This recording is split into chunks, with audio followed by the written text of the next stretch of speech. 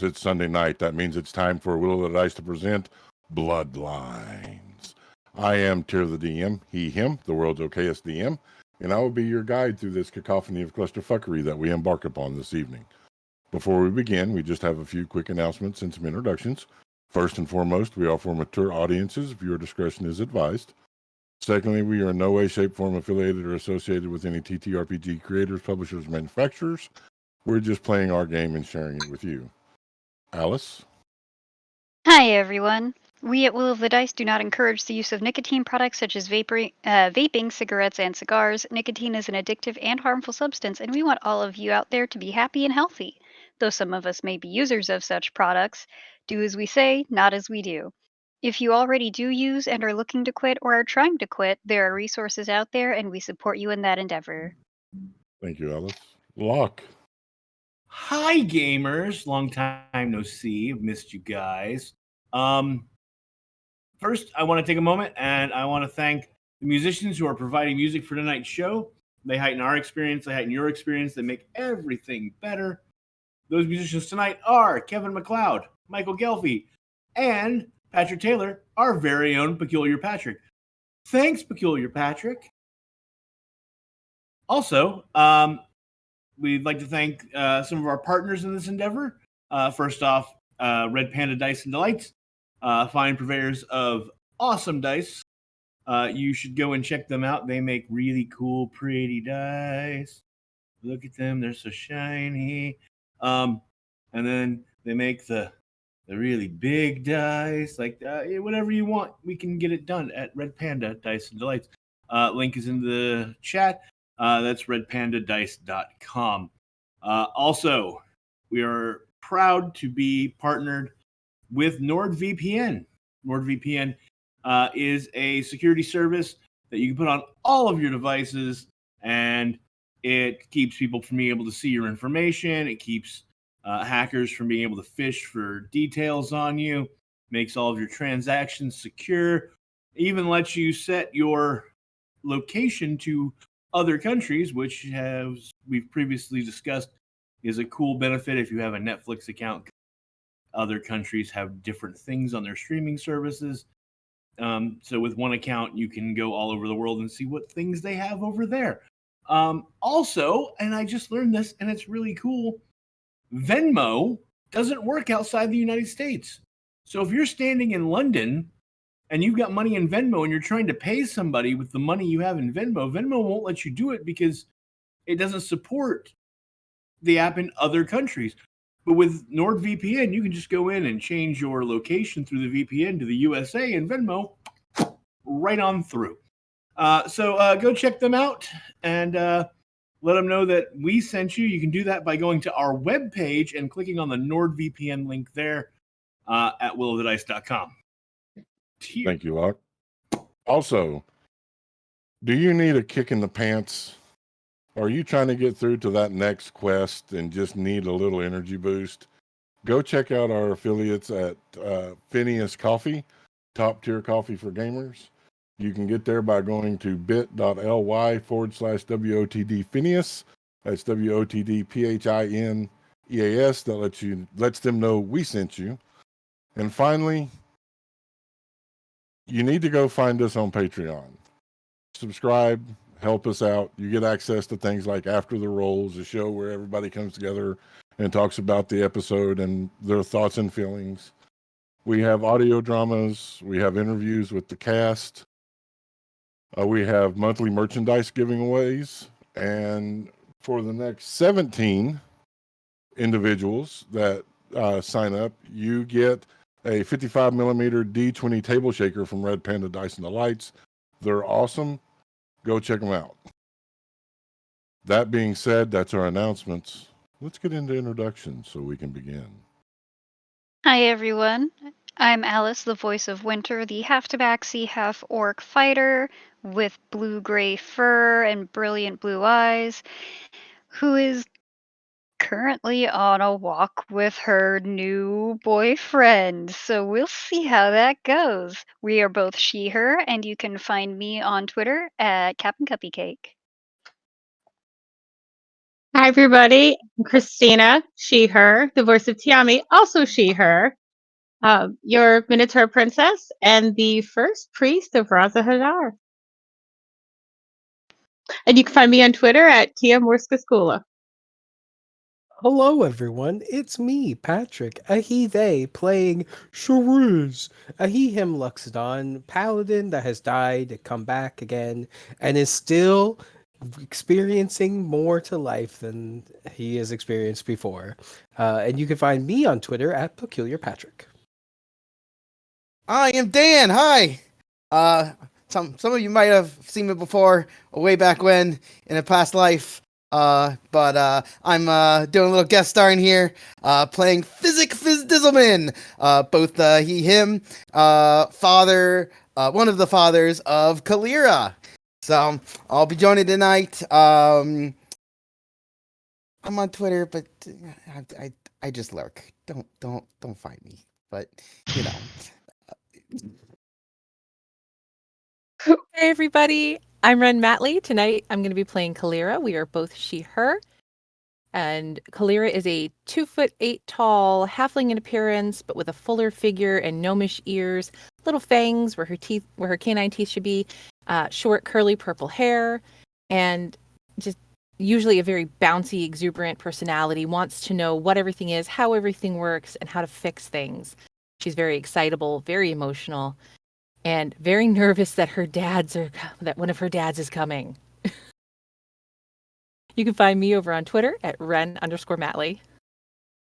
Hi, gamers. I'm still Lot Clark, and tonight I will be a he/him, and I will be playing a he/him, Atreus Ironclaw Nixon, the adoptive son of Nick's Shadowstalker. Excuse me, I'm sorry.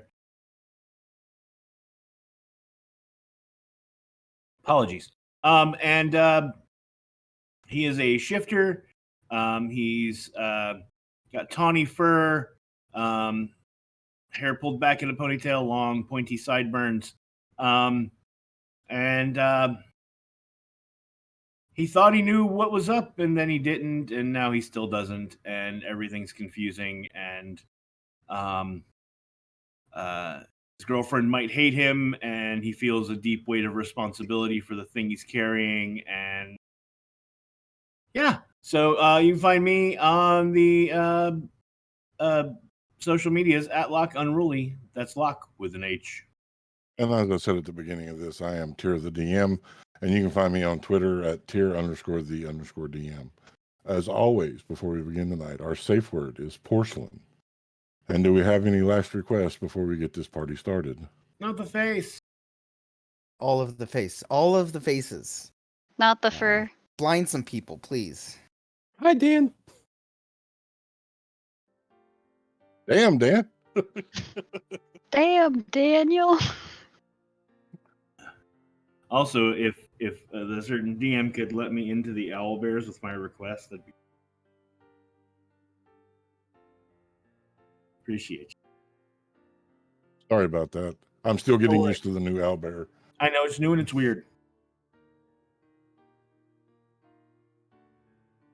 Just so you know, the chat says that you deserve some of the face because you got to go to Gulf Wars. Don't blame me. Hey, believe me, I took it in the face of Gulf Wars, guys. Oh my. Tear So- beat me to it. We begin tonight in the garden of the Cashmere Rose, the house of negotiable affection. We find Winter arm in arm with a tall, muscular stranger, long black hair, finely manicured mustache and goatee, piercing blue eyes. They've been walking a circuit of the garden, the air around them remaining warm as snow falls beautifully from the heavens. As you step near the fountain, music will begin to play, a soft, beautiful melody. As Raza Hazar will spin you once and begin dancing with you. She's gonna be a little clumsy because that came out of nowhere and she was distracted by sudden music. So she's gonna stumble. She won't fall down, but she's gonna be a bit stumbly. But having grown up in the form that in the way that she did, she does know how to dance. She was raised as a proper lady and a proper like fighter and tournament fighter, so she knows the social elements of, schmoozing with people, having to learn how to dance, how to talk properly, even if she doesn't do it a whole lot. But she'll find her footing. And time will pass, about 20 minutes or so. The dance there between the two souls alone in the garden, not even the snow daring to interrupt them. The music will come to a finish. He will kiss your hand. I must go see to matters of home, but thank you for joining me this evening. Yeah.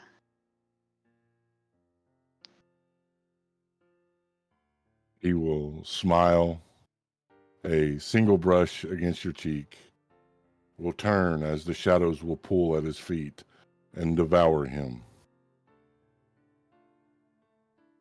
Winter's gonna stand there in the snow for a little bit, maybe a minute or two, and then go back up to the ladies' room where Kalira and Tiami and maybe Shriz is still there. Will you all be waiting on Winter? We were drinking boozy hot chocolate and toasting marshmallows. And then got sober when And the then got fire sober. did the fire thing. The thing. So we might be trying to be not sober again. Yeah, I'm thinking we're trying not to be sober. Try as you might, you cannot get drunk tonight. Disappointing. I usually have a buzz going on by now, but sips more hot chocolate. It isn't really getting it there. No.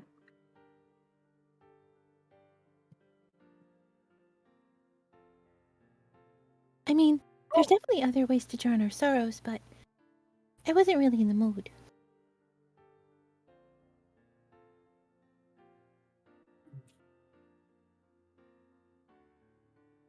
Winter, you find yourself back to the room. Hey, I'm back. You're alive. Where did you go? You, just to the garden. Oh, okay. Is she smiling or anything? She looks kind of confused. Tammy's gonna hand her a Befuddled. roasted marshmallow. Thanks. She'll take it, but she doesn't actually eat it.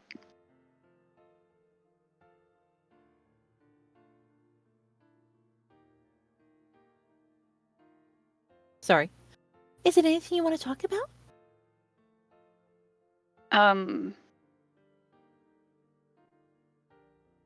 We went on a walk and we danced, but we didn't really say anything to each other. It was weird.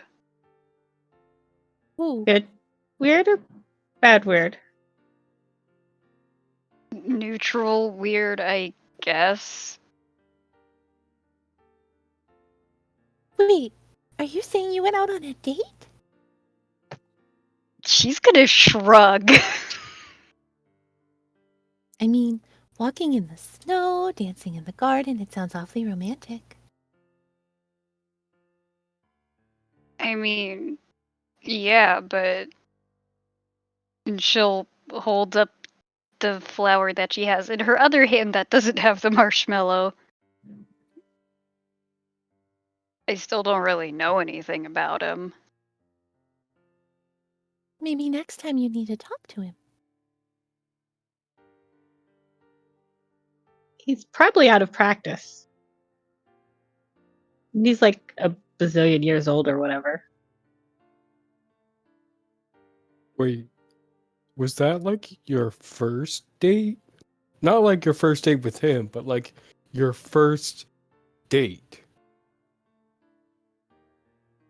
Well, that kind of depends on what you constitute as a date. Like a date. Like you go and get courted and nothing really like spectacular usually happens on like a first date. I feel like Does we've it been on very different first dates. does it count as a date if you specifically woo someone just to get them into bed the one time? No, that's a hookup. What Tiami said. Then I guess I don't know. Well, Never really dated anyone before. well, that's fun. That's a fun new experience. I mean, think about it. You just went. It's gonna feel weird because you've never done it before. You know. Well, I mean, she's that. Oh, the date thing. Yeah.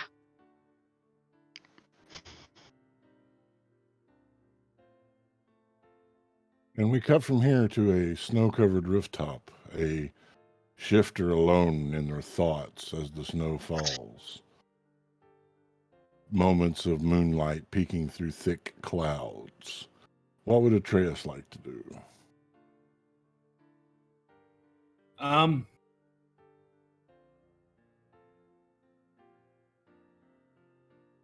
think Atreus has been sitting up here brooding for quite a while, and can probably like vaguely hear the giggling and fun that's camaraderie that's going on in the girls' room from the roof. He's not eavesdropping, but he's just but he's aware of it. And finally, he's like, "Fuck it," and he just turns and gets down off the roof, goes inside, and goes to the bar. The bartender, a large half-orc. What can I get you? Something strong. Something strong it is. We'll pour a glass of Malcolm's and slide it to you. He'll not quite sipping, but not chugging either. Like, a gulp here and a gulp there. And as if sort of perfunctory, he looks at the bartender after he takes the first swig and goes, "Women, am I right?" Can't live with them, can't live without them. He will start wiping down the bar. What's on your mind? I fucked up. Well, we all fuck up. What'd you do?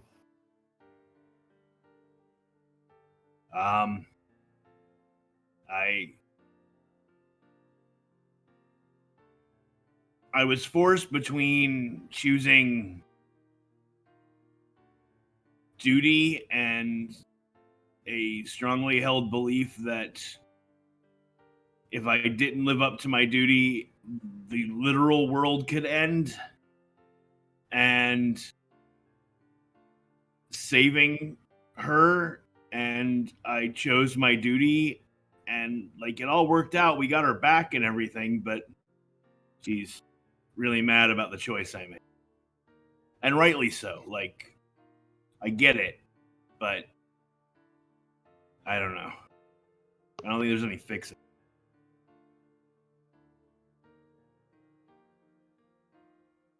There's always fixing. It just depends on how far you're willing to grovel. Groveling, And is just that the key? what been my experience. That and remembering that duty doesn't keep you warm at night. He will pour 2 shots of dark liquor, throw one in front of you, hold the other one up, To men, we'd be lost without the women in our lives. And we'll shoot. Damn right.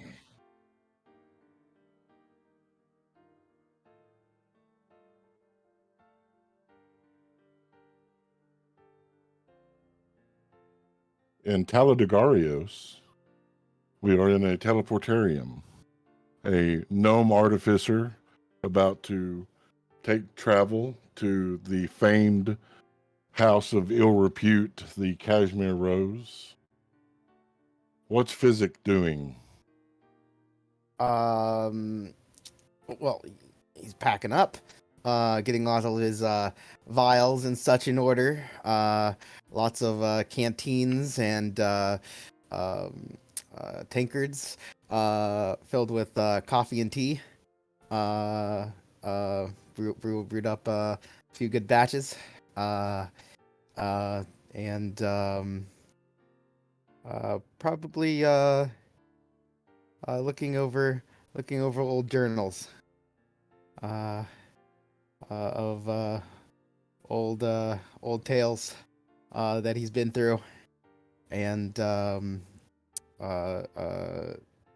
looking forward to seeing his daughter again. A large almost slate blue minotaur with long flowing hair and piercing green eyes, wearing blue robes.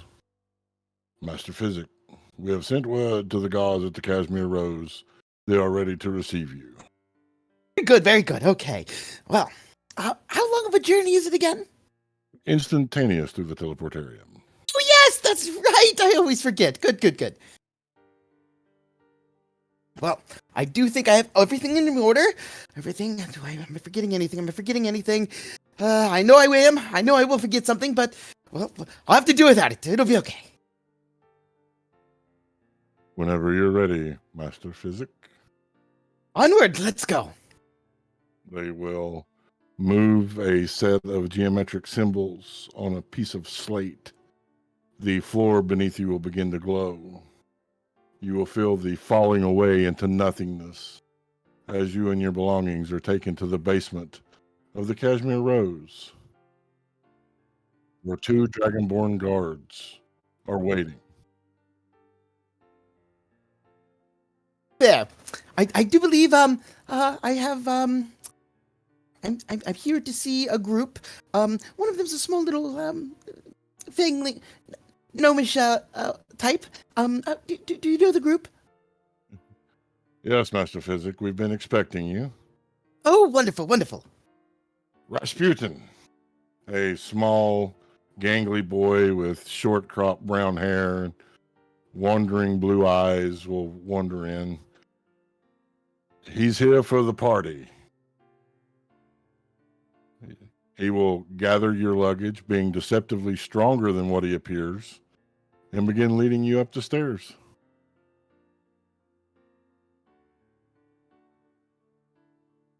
You are brought to the top floor, to a door of one of the master suites. Shall I knock for you, master, or do you wish to?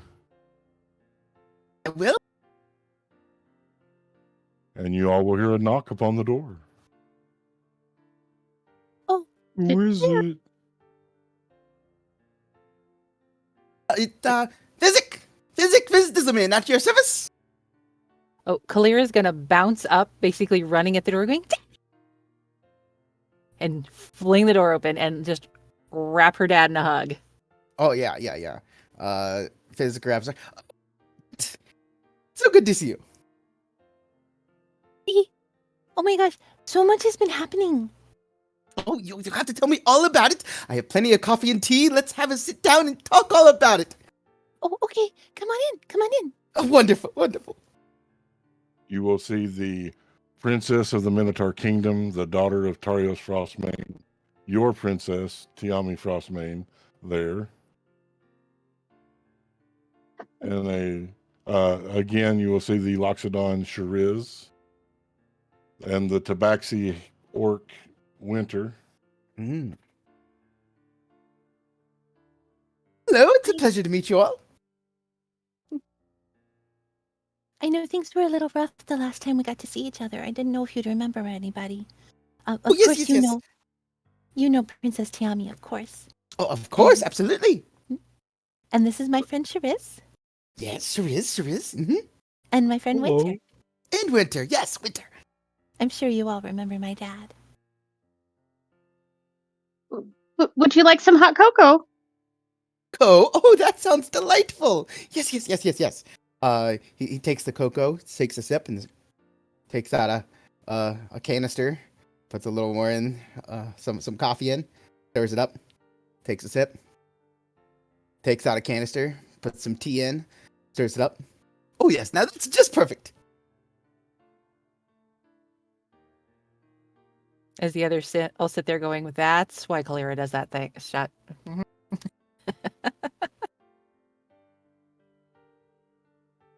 So, everything's been kind of wild. We keep getting teleported to different places, and then getting attacked by different things, and the whole thing with the stones is apparently like some big thing that Bianca put together, Daddy. She's a big meanie. There's a plenty of big minis in the world. It's okay. They always get their comeuppance. Well, I hope she does. So that whole prophecy thing that you and Dal were worried about, and you were worried about that I was going to get caught up in it, and then I got caught up in it anyway, but even though you tried to keep me away from it, well, we got all caught up in it, and then we found out yesterday that it's not even true. It's not. No, Bianca made up the whole thing so that everybody would find the stones for her. They're to power a weapon. Oh, a weapon. And I'm guessing this weapon is going to destroy the world. It kind of sounds like it. Yes, yes, yes. Okay.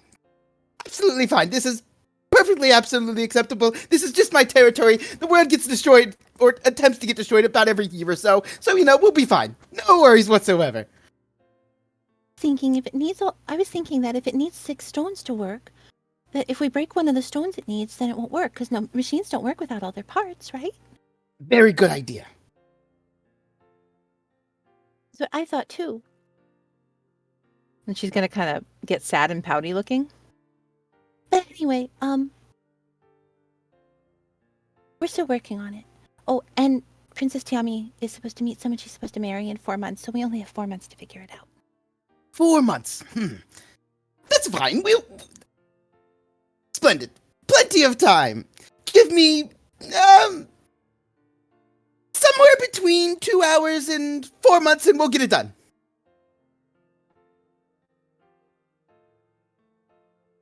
See, I told you it was plenty of time. My dad always knows the right answers. So, what is the plan then? What do we need to do first? Oh, well, our plan tonight was to get drunk, but nothing seems to be getting us drunk, and it's really frustrating. It is quite frustrating. Ingested anything awkward lately? Not that I remember. We were sitting here, and we were having some peppermint booze in our hot chocolate, and it tasted really yummy, like a peppermint candy. And we were toasting marshmallows, and then we saw this weird thing appear in the fire, and then we got really sober, and now we can't get drunk. In the fire. Let me see. This fire right here? Yes. Okay. Well, let's see. Have you done anything awkward to the fire? Anything magical as late? Oh, I remember. We were just sitting here watching it and toasting marshmallows, and then we saw 5 people, and then a red serpent appeared and ate the people. Interesting. Very interesting. Okay. Let's see here. Physic takes out an interesting device out of his pack and uses detect magic on the fire area. There's no magic. No magic whatsoever. No magical residue. Very odd. Now, having familiared the Cashmere Rose before, not as a client per se, but for diplomatic reasons, the fireplaces in the Cashmere Rose are magical. Oh. But for some reason, your detect magic is not showing magic. Well, that is very odd indeed. Very odd indeed. No magical whatsoever. It should be very magical. What could be happening? You can all do magic, right? Are your magic No. working? Anyone that can do magic? Can anyone do magic? Tiami, Shariz, have you tested your magical powers lately? No, but that's Not only because like I get my magic from like the primordials. I'm kind of a paladin. Yes. Of course. Tammy's gonna reach over and just touch something on physic and cast light. Nothing happens. Wait. She's gonna look at Winter. What did you do to Raza Hazar?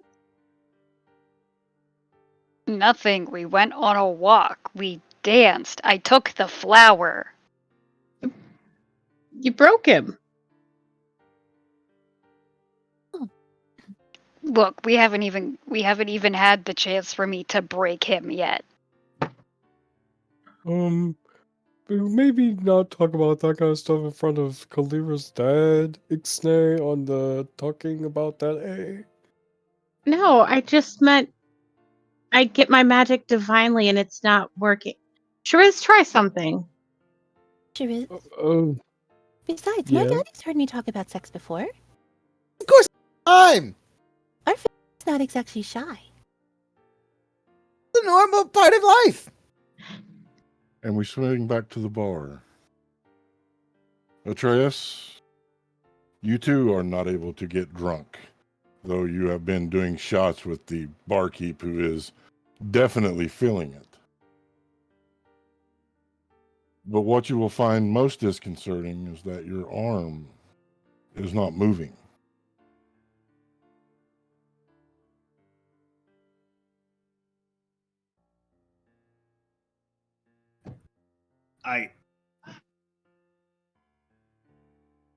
This is gonna be weird, but I can't move my arm. Well, we've been drinking a lot. Yeah, but I'm not drunk.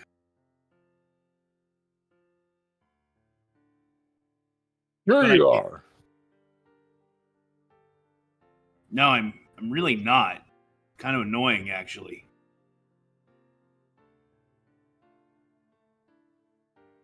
But I can't move my right arm.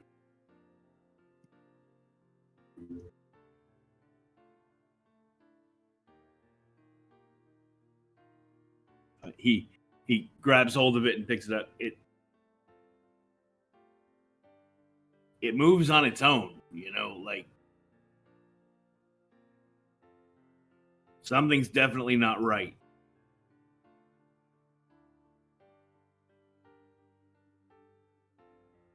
Thunk. He drops his arm back onto the bar.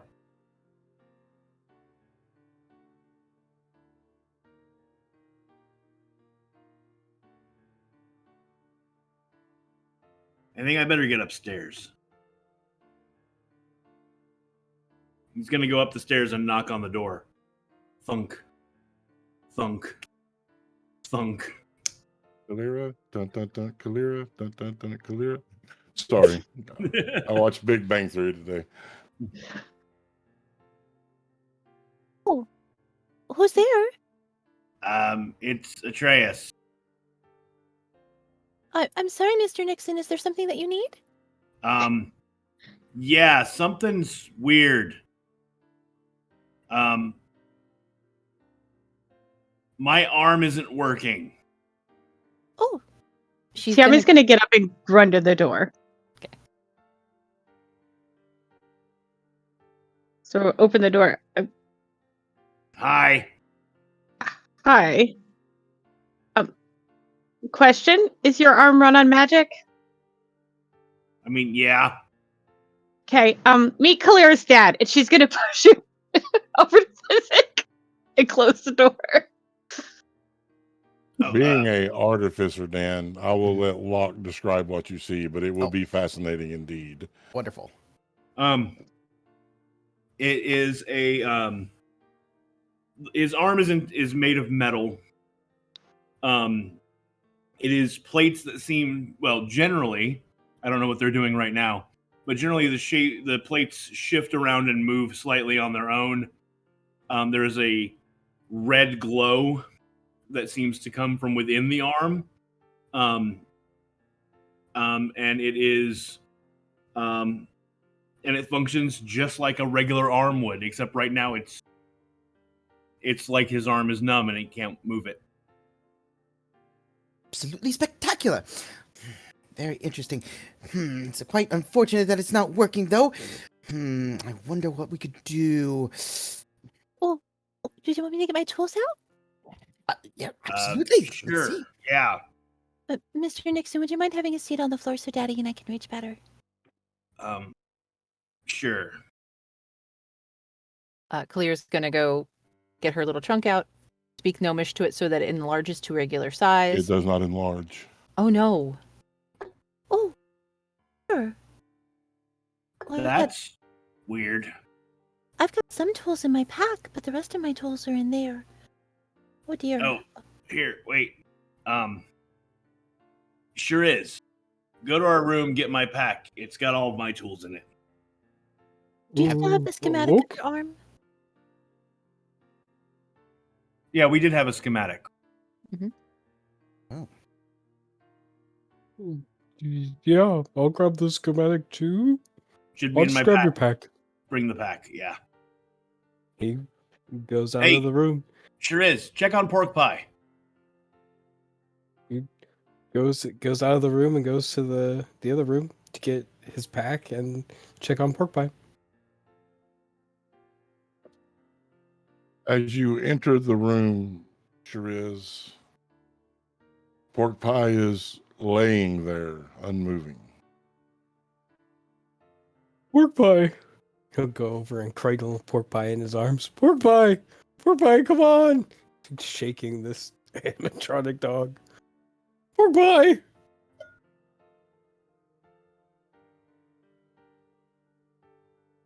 Does he do it? Does the pork pie do anything as he shakes?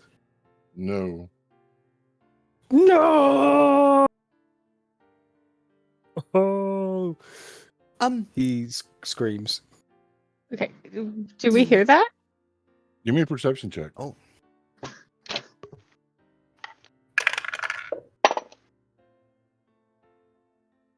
13? Yeah, you'll hear it. Sorry. Okay. Let's Tiami's see. gonna go run. I have an 18. Yeah. Yeah. 12. Yeah, hearing DC's Shariz. a 10, so anything above a 10, you hear. Kalira will also go running. Yep. Winter will poke her head into the room, but she's not running. Riz is on his knees, cradling the motionless form of pork pie, and has tears running down his face. I don't know what happened to him. He's not moving, buddy. I mean, it kind of makes sense. He's the same sort of construct as my arm. If my arm's not working, kind of makes sense. Is he gonna be okay? He holds him out. Dan, you'd recognize pork pie as a steel defender. Ah. Okay. Sorry about the loud music. Oh.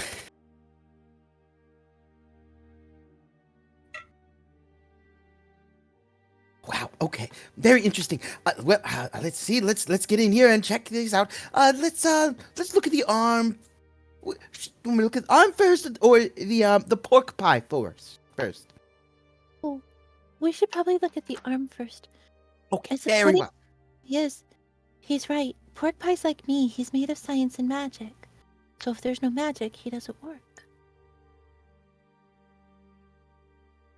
Ears. No magic at all. I think we need to try and figure out what is blocking the magic because,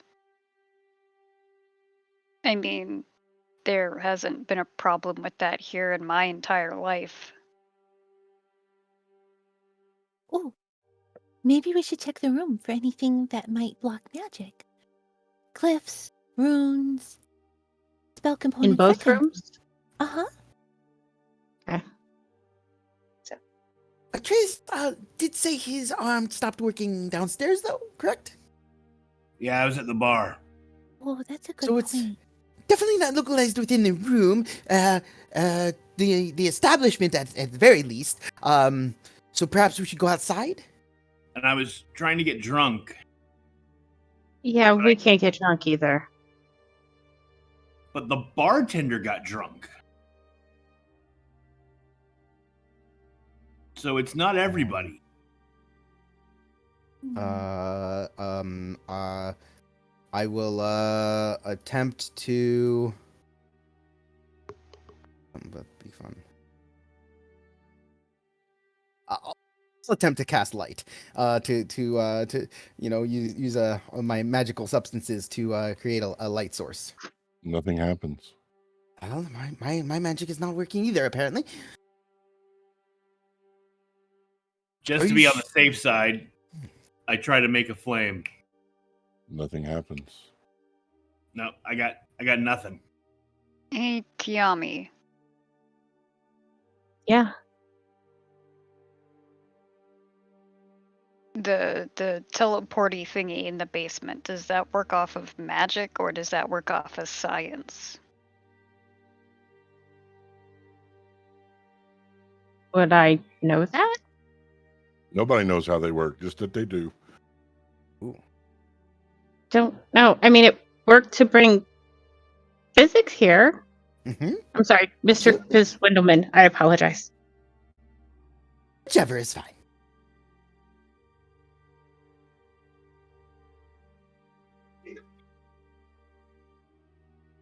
Why don't we start by investigating Mr. Nixon's arm, and then we can move from there. Yes. I'll try to use Tinker's tools on his arm to see if there's anything in there that's different than it should be. All right. Calera, I have a full set of Tinker's tools and Smith's tools in my pack that you're able to use. Thank you. I got a Plus 23. Plus the schematic. This is, for lack of a better word, amazing physics. It is gnomish in creation. You can see the fingerprints of gnomes all over it. It is magically powered. But because it's not powered at the moment, you can't gain a whole lot of insight into how it works.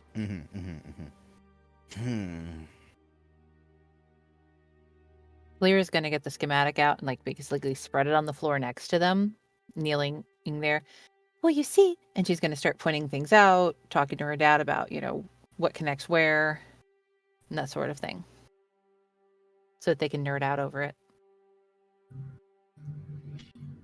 Physics, give me an insight check. Oh, okay. Ooh, that's pretty good. 21. Physics has experienced something like this before.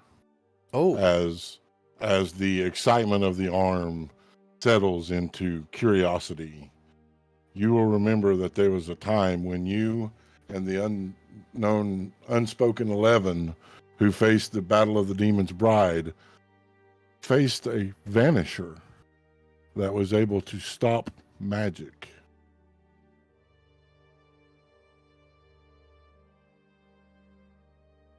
This, it could be.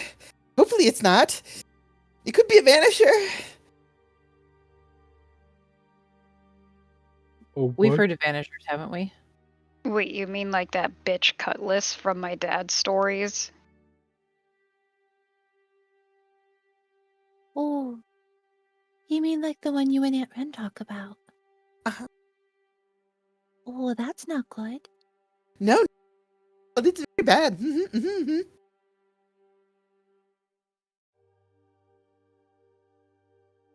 Oh, how Why? do we... Why would there be a vanisher around us? Well, I'm sure vanishers have to get laid too.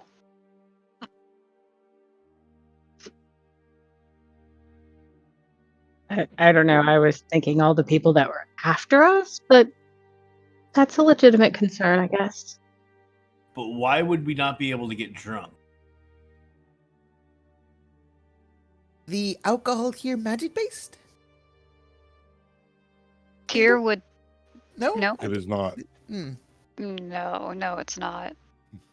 It's just alcohol. Hmm. Malcolm's is just very potent. Clear takes out a notebook and starts making notes.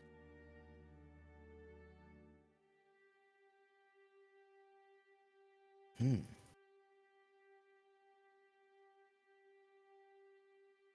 Well, you want to be on screen too?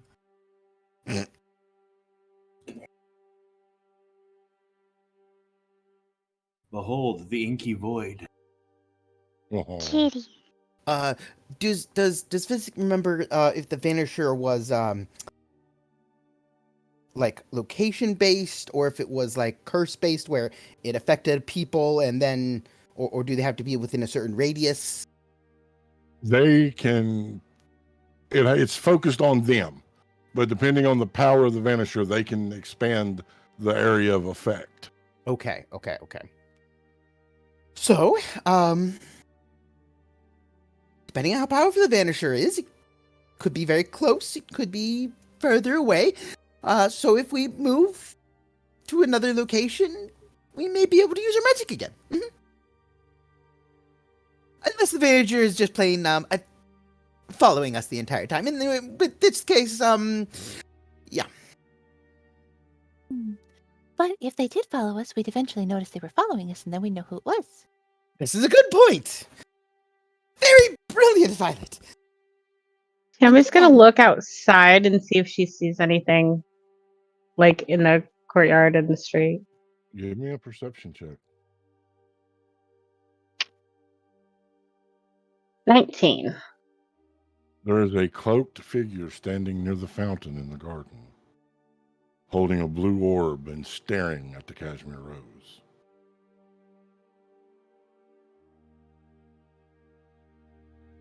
I'll be back. She's gonna go walk downstairs. Whoa, wait a minute, wait. Winter's gonna follow after. You don't just look out the window and say, I'll be back. Like, what's out there? Cloak, blue orb, fountain. Let's go.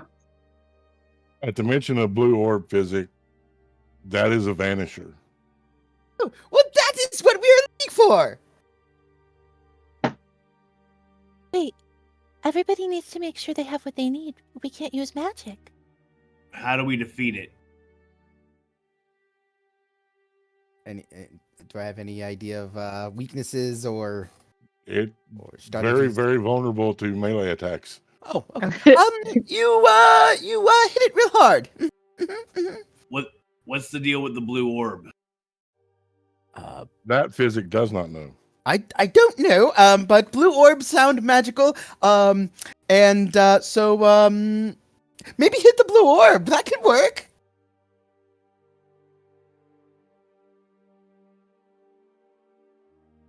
I've got. Could also blow up and destroy everything. So there's that too. But you never know until you find out. True. Experimentation is really important. It's very dangerous, but it's worth the risk.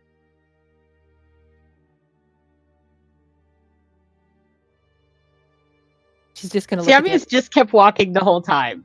Like, Winter's been behind Tiami the entire time. This is kind of going. Oh, I figured he was Okay. talking as we were all walking after. Oh yeah, Tiami. absolutely. Yeah. You step into the garden, the figure there holding the blue orb will use one hand to lower their cowl.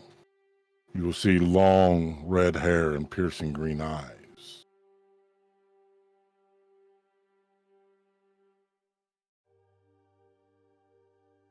Greetings.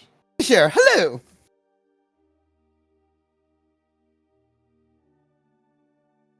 I come to deliver a message. That's To good. What who? message are you delivering? The Lady Bianca is not pleased.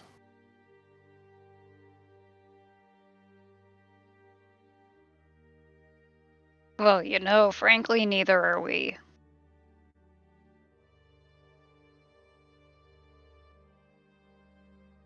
He has sent me, and I give my life to deliver her message. I'm sorry. But what? The smile will fade from the person's lips as they will close their eyes. They will cup the blue orb in both hands and mutter a phrase in Infernal, if anyone speaks Infernal. As she starts doing this, Kalira's going to be like, I think we should Yep. back up. Yeah. Tiami's gonna go to like heal Winter. What the hell is up with this bot? I am so sorry. Usually when you change songs, the volume stays the same. Looks like I'll be looking for a new bot. Maybe I'll program one. What was the phrase in Infernal, Tier? For those of My us who my life for you. I summon you now.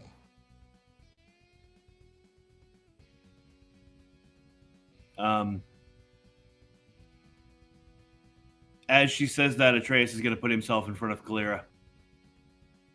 There is a brilliant flash of crimson, the sound of the orb shattering, the woman screaming out in agony as her body begins to mutate. You hear the snapping of joints, the breaking of bones, the tearing of flesh. As the woman's, you will see claws reach through her mouth and pull away her face, revealing a large, fiendish-looking creature covered in red fur, long, bloody tusks, green, sickening eyes, long fangs. I need everyone to roll initiative and join me in Owlbear 2.0.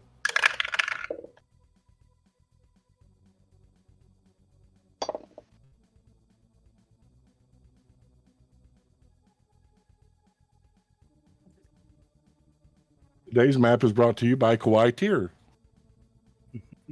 Yay, quite here. I said I jumped in front of her. So All right, Atreus.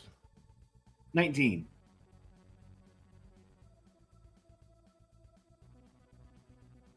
Kalira. 18. Physic. Dirty 20.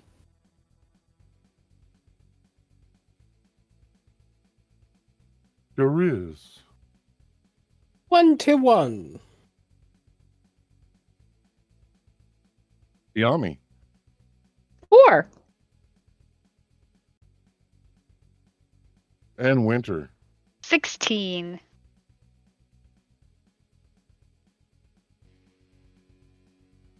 Here, nothing magical works within the area we are, right? Oh no, magic comes flooding back Oh, as really? the orb shatters. All right, never mind then. I will not take my tattoo off my sheet. All right, Shariz, you're up. Shuriz will draw Nature's Fury, his wonderful longsword, and I have to learn how to measure. Measuring. Oh, good. I'm glad I have movement. Will take his full movement to charge at the creature with his longsword out, drawn, charging at this creature, and is going to take 2 swipes with All his Nature's Fury. Go ahead and make He's gonna those use attack it. rolls. Two-handed. 28 That will hit. or he's got his gauntlets on, so that gives him a 5 instead of a 4, and it's +2, so 13 magical slashing damage on the first attack. Ugh. The thick hide seems to withstand the blow. You see a thin line come through. You know you've done full damage, but this creature seems to be stronger than something that you have faced in the past. You get to use Tierbot because I rolled a natural one. All right. Actually, you get to use Tierbot. $ crit or fail melee. Okay. Second here. $. For You those said wondering, crit. fail melee, one word. For those wondering what he's talking about, I've been studying Python for my professional life and started making some generators. And then I decided that I needed a place to run those generators from, so I programmed a Discord bot named Tierbot.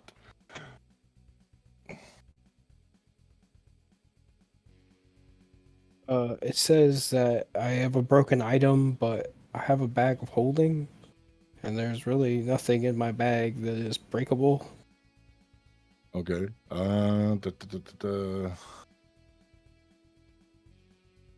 So nothing will happen. And that is my turn. All right. It is the creature's turn. It will roar, taking a bite at you. Where'd my D20s go? Let's see how this one rolls tonight.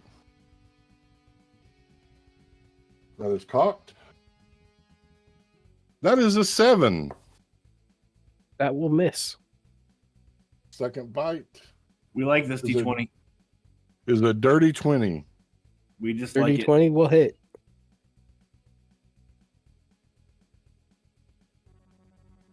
That is 13 points of piercing damage.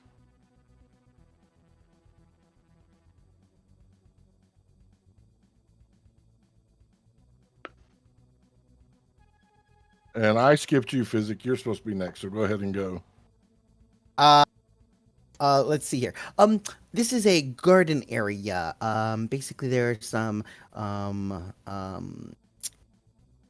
benches here. Is there any other objects that are not bolted down? In this area, no. Yeah, This is okay. just a place to go and sit at the fountain. Okay. I'm guessing these oh, anyway. It's fine. We're going to take out a little device that looks like a small cannon, and it's kind of like one of those party poppers. And I pull the party popper out, and a magical dust goes flying all over the benches, bringing them to life. Casting animate objects on the benches. Alright. I assume these would be medium-sized objects. Yes. Okay. In that case, I get 5, I believe. Yes, medium counts as 2 objects, so I get 5 benches animated. We'll go with yeah. There you go. Yeah. Let's see here. Let's do some measurements. 15 feet. 40 feet. Oh wow. Okay, those measurements stay. I'm sorry. I don't know how to use this anymore. If you click on it, you'll see a little trash can icon. Aha. Okay. Thank you. Okay. So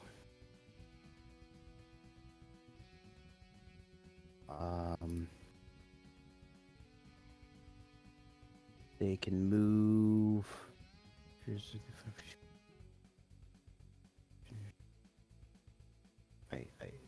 Animated. 30 feet. Okay, they have a speed of 30 feet flying. So that's my action, and then with my bonus action, I can command them. So all of them will start to converge as much as they can, 30 feet towards the creature. I don't know if I can actually. Can I pick these up? Oh, I can pick these up. Good. That one could get there.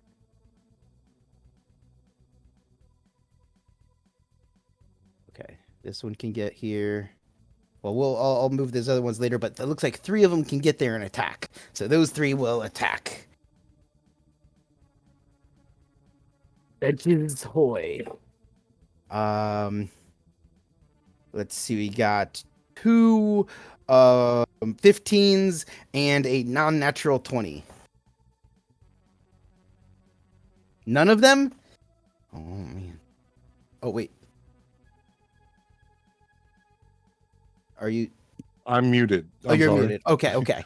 The dirty 20 will hit. Okay, that's what I was expecting. 20 AC was scary. Let's see here. That does 2d6 plus 9 damage from the bench. All right. And that's my turn. I'll start move these guys closer. All right. Atreus.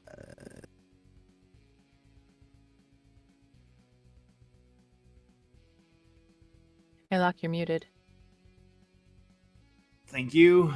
All right, I am going to first action will be my bonus action. I will shift, becoming more feral. My fangs getting longer, my some of my fur and my claws growing out, generally more bestial. And then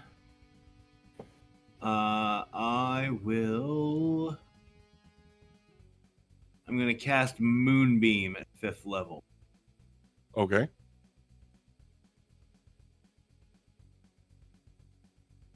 A silvery beam of pale light shines down in a 5-foot radius, 40-foot high cylinder centered on a point I can see within 120-foot range.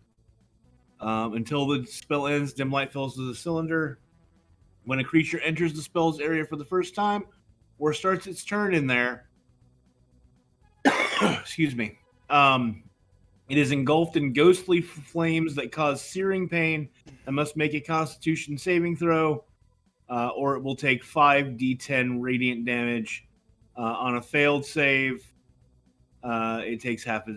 On a successful save, it takes half as much. Shape changers make this saving throw with disadvantage, and if they fail, they revert to their original form and can't assume a different form until they are out of the spell's light. And I can move it on my turns up to 60 feet if need be. All righty.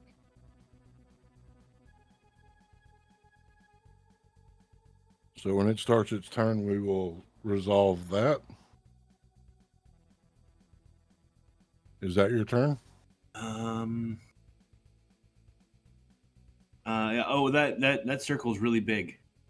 What was the? I thought it was 40. What is it? It's 40. It's a 40-foot tall cylinder. It's only 5 feet around.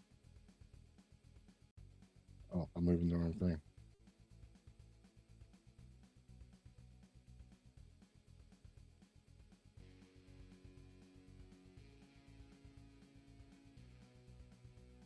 All right, Kalira.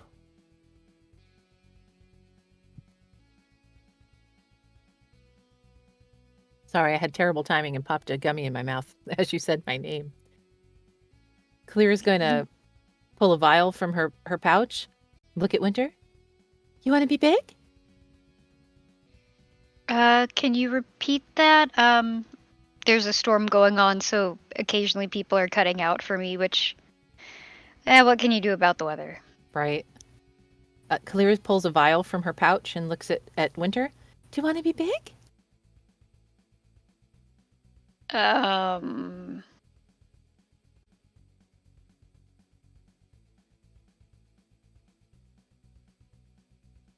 She'll look down at herself being, aside from maybe Tiami, the tallest member of the party, or sure is, because, you know, orcs aren't short.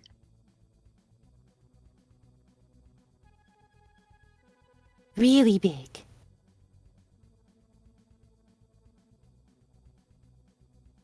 Why don't you give it to Tiami? Okay. She's going to look at Tiami, pour the contents of the vial onto her hand, smear it down the back of Tiami's leg, and cast Enlarge on Tiami. So she'll have moved out from behind Atreus, casting Enlarge on Tiami. So Tiami, you double in size. Your weight is multiplied by 8. And until the spell ends, you have advantage on strength checks and strength saving throws. Everything you're carrying and wearing grows to match your size, and you deal an extra 1d4 damage on your attacks.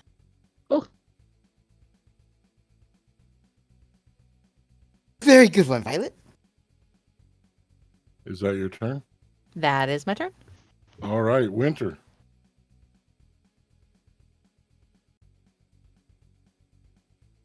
Okay. So Winter is going to take movement to get. Hold on, let me measure again. Ah, everyone's punched up.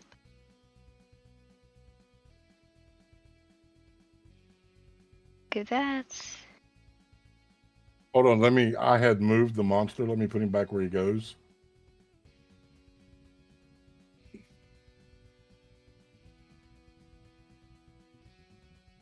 Okay. Winter is going to move in front of where one of the animated benches was, and she's going to huck her trident at it. All right, go ahead and make that attack roll, please.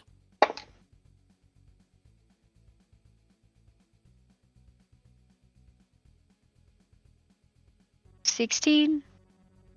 16 will not hit. The Then we trident go- bouncing off the thick hide. And returning to her hand. So we go Yep. again. Mm.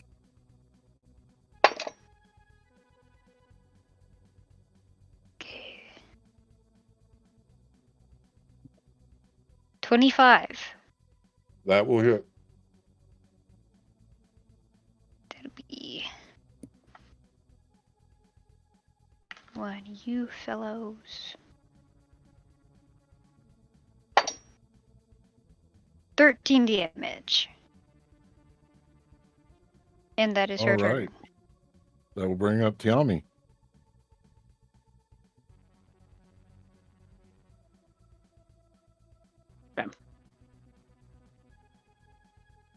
Helps if I switch. All right, so Tiami is going to move, and then she is going to cast Aura of Vitality. Okay. So healing energy radiates from you in an aura of a 30-foot radius. Until the spell ends, concentration up to a minute. The aura moves with me, and as a bonus action, I can cause one creature in the aura to regain 2d6 hit points. That's going to Shiraz. For 9.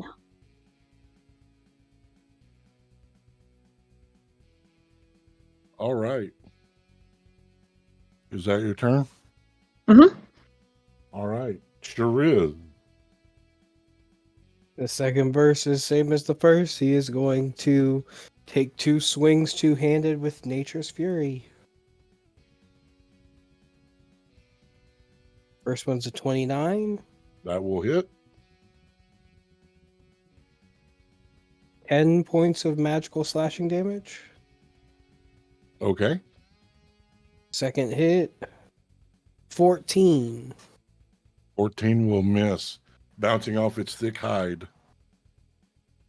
And taking that second swing, he is going to object interaction, pull his silvered short sword. So now he has Nature's Fury in one hand and the silvered short sword in the other. And that will be my turn. All right, Physic. Aha. Okay.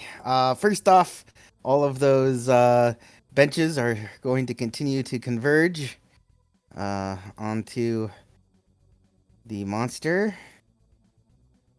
Here. Where's the last one? Somewhere in there. Anyway, there's 5 of them. And they're all going to attack. Beating themselves against it, I guess. Oh. Let's see here. Oh, okay. These ones I know miss because those are very low. I know a 14 also misses. However, this one is a 23 to hit. That will hit. Yes. And that is going to deal 11 points of damage. And then let's see here. Okay. And now Physic is going to use Physic's Demi Gauntlet of Mind Flaying. Okay, so a dominant gauntlet make of leather with clockwork gearing. When activated, the gearing will bring a circular purple gem on silver rods protruding from the palm. The wearer is able to target one creature within 60 feet to blast with a ray of mind flaying. The target must make a wisdom saving throw DC of 18 or suffer 8d10 points of psychic damage. If the ray of mind flaying does damage equal to greater than 51% of the creature's current HP, the creature must pass on a successful wisdom saving throw DC 16 or intelligence permanently decreases by 6. So that's probably not going to happen, but I'm still going to try Go to ahead flay and this roll your thing's mind. damage. Oh, yes. Okay. 8d10. See, there's a couple. There's another. I forgot I another created couple. that. Yeah. Yeah. I remember when we made that. That's why I got so excited.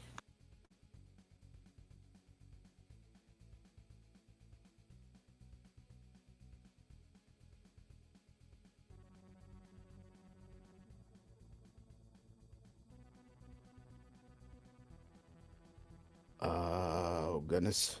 Math. 26. 4. And it's dealing 49 points of damage.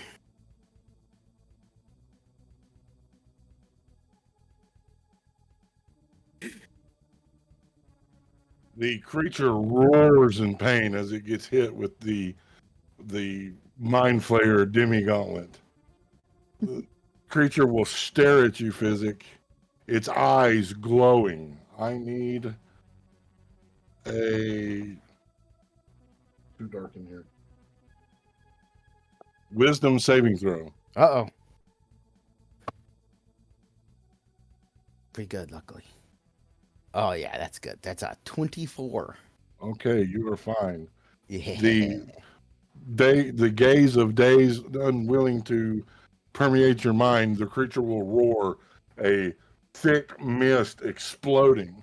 I need Shariz, Winter, Tiami, and benches 1, 2, and 3 to make Ooh. intelligence saving throws. Do these. No, wisdom saving throws. I'm sorry. Tiami, you're within 10 feet of me, so you get a +5 Thank God. to your saving throw. Thank you. Unfortunately, it looks like Winter is just outside of that. You said intelligence saving throw or wisdom saving throw too? Wisdom.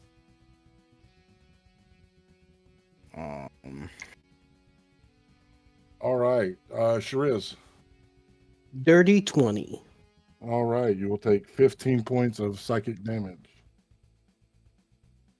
Tiami. 15. You will take 30 points of psychic damage. Winter. 17. You will take 15 points of psychic damage. The benches. Let's see. We have, I think, a 6, a 4, and a -2. They will take 30 points each. Let's see here. What are there? Oh, 30 points each. Okay, so each of them has 10 HP left. Okay. All right, Atreus. Oh, we forgot something. One, you're muted. We didn't do the damage for I was about being to say in Moonbeam. that was his turn, right? So Yep. I need a what is that? Moonbeam is a Constitution saving throw from him. So that got a 14. Not good enough. So that will be 7, 8, 8, and 9 is 17, 20. That'll be 29 points of radiant damage as it erupts in ghostly flames.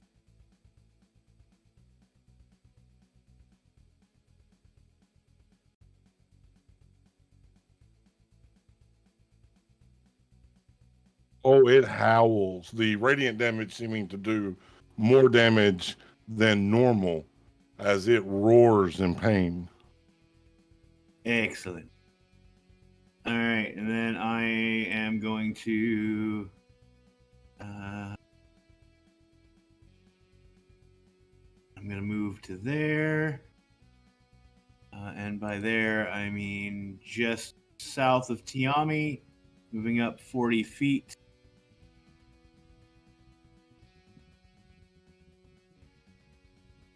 There. And that. And then I am going to cast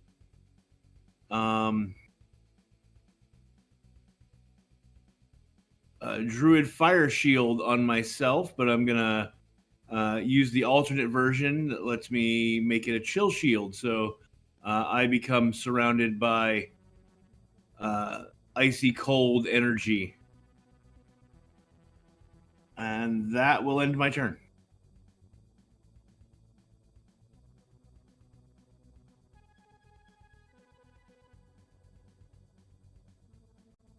All right.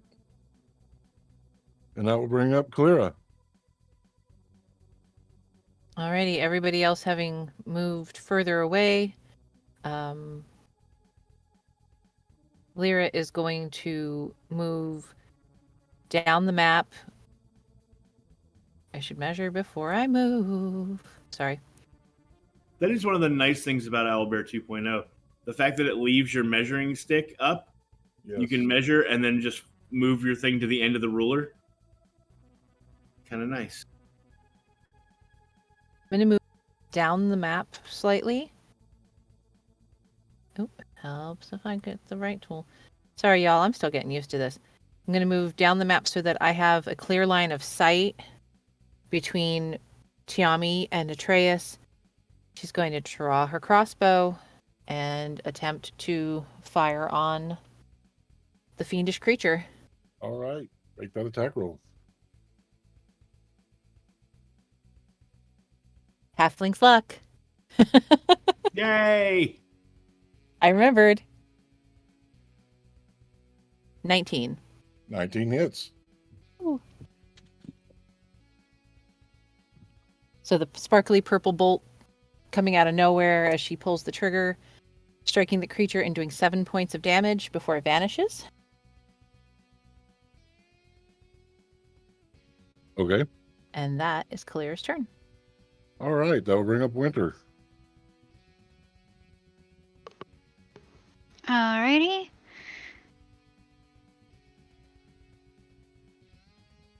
Fuck it, we checking again.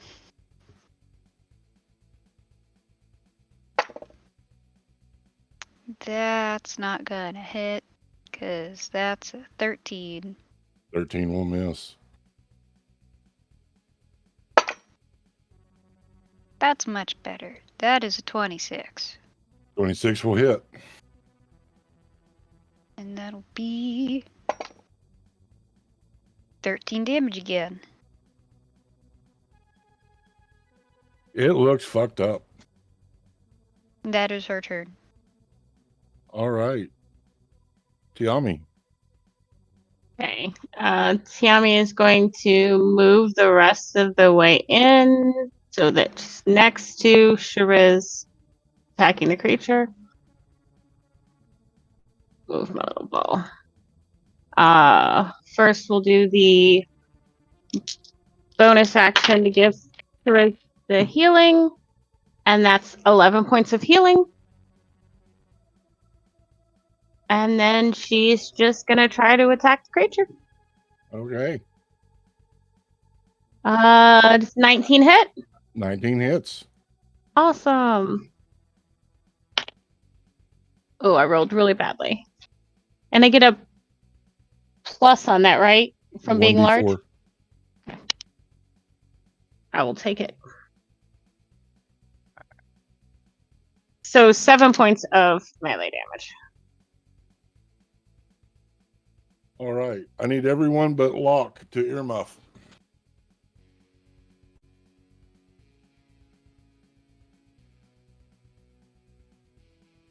As you are in combat, Locke, you've lost in concentrating on this moment. The new stone begins to hum.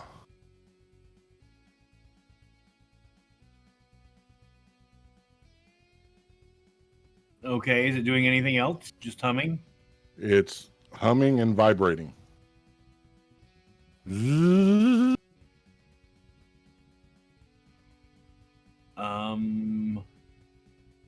Okay. I'll take. I mean, if I have a second, I'll take a glance down at it and see if I can see if it's doing anything. Why it's doing that? It is glowing. Oh, that's not good. All right.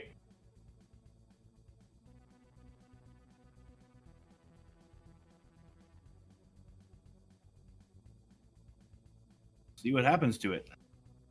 All right.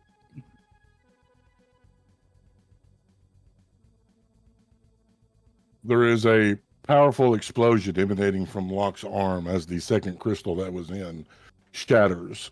Unbeknownst to the party, Sarek the Blade having destroyed the crystal that they had found, causing the other 5 to be destroyed as well.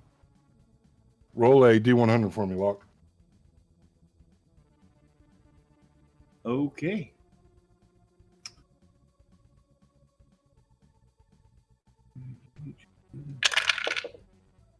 $41. Okay. The arm remains intact, but you do take 20 points of damage. The Fair. dice hate me this evening. You trying to destroy my arm? Is that what you Nope. wanted? Nope. If I'd wanted to destroy it, I'd have just destroyed it. Then why did you say the dice hate you? Your damage. It should have been more. Sarek took like 50 points of damage when he destroyed the thing. I wouldn't call that your dice hating you. I would say that your dice love me. Okay, That's a good my thing. dice love you. All right, that brings us back up to Shariz. I have a question. And I have an answer. I have 2 attacks when I do my attack action. And I have 2 weapons. Can I use one attack with one and one attack with the other? Or okay, cool. Well then we'll attack with the silvered short sword first. Okay.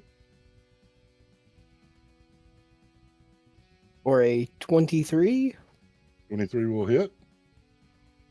That will be for 10 silvered piercing damage. I have a question for you, Shariz. Yeah. How do you want to do it? He having both of them out, it tried to bite at him. I think he just kind of extends his arm straight out, and as it's trying to come in to bite at him, it pierces like the top of its mouth and pierces into its brain. And so like there's a freeze frame moment where it's just his arm is probably like in this thing's mouth and it's stuck inside of it, and then he like twists the sword so there's like a squelching sound, and he pulls the blade out, and then the body just falls dead.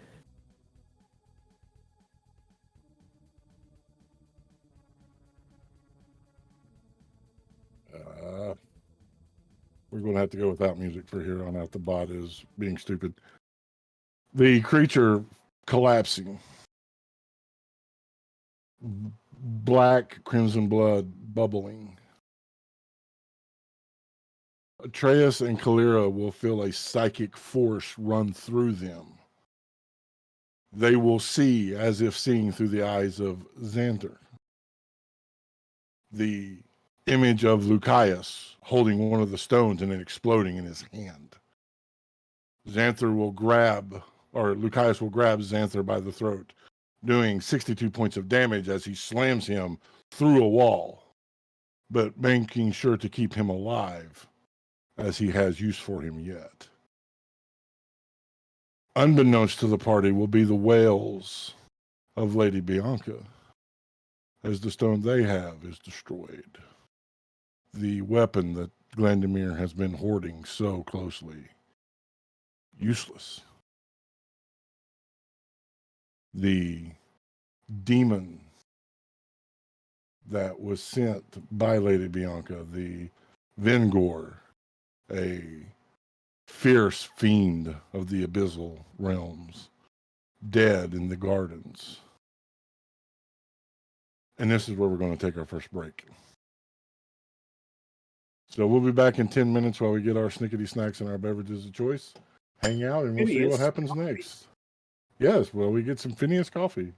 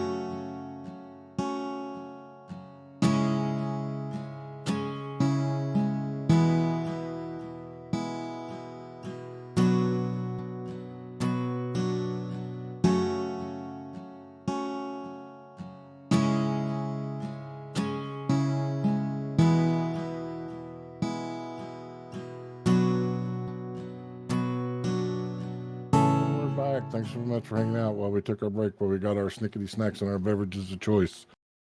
We had just completed combat. The realization that the 6 tons of power that powered the weapon that was being hoarded by Glandamir destroyed. The party standing in the snow, watching the blood drain from the Vengor, the demon that was summoned by a Vanisher, which is a very interesting ordeal. A Iron Sage Vanisher working for a Glandamir mage. Since she's This- standing, oh, sorry. Go ahead. Go ahead. I just want to ask what you wanted to do. Since Kalira is standing kind of behind where Atreus is, did she see the explosion in his arm? Yes. Taking a second to shake clear the image, and almost reflexively, she's gonna run to him. What was that? Are you hurt? The stone. It started vibrating and humming, and then it exploded. No. Kneel down, let me look. And Oh, that takes care of that problem. He'll kneel down, and he's very slowly, like, flexing each one of his fingers and testing the motion on the arm. Seems okay. As she puts her hands on his arm, Kalira is going to cast a level 2 Cure Wounds.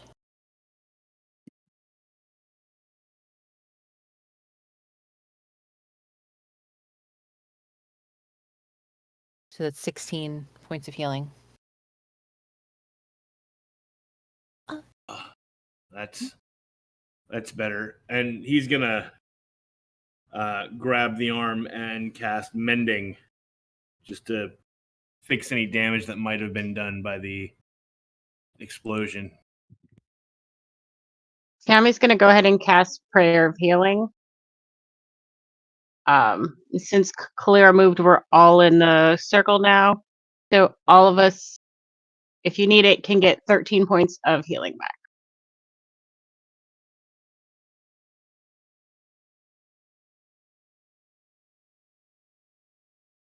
Shariz sheaths both of his blades. Thanks, guys. You need some more?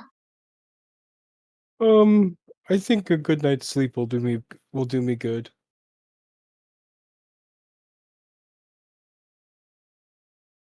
As Atreus is there with Kalira, he waits for her to look up from the arm, and the second that he's able to catch her eyes, he whispers, "Did you see?" She's going to get just the slightest bit of a smirk in the corner of her mouth. You mean Xanther getting slammed into a wall? Yeah, Yeah, I did. serves him right. I hope he broke something. I hope he broke a lot.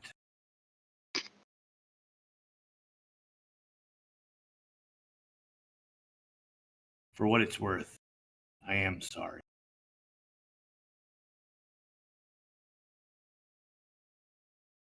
I know you are. We'll talk about it later. Right now, we should get your arm looked at, and we should get my dad back inside out of the snow. Yeah.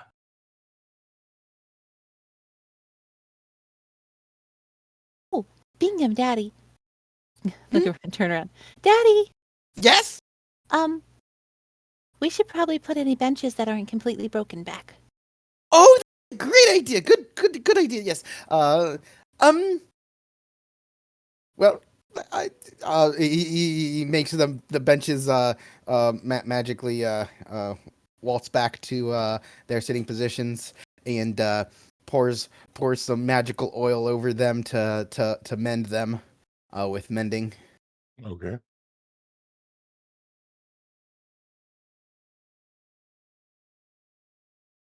Fixed.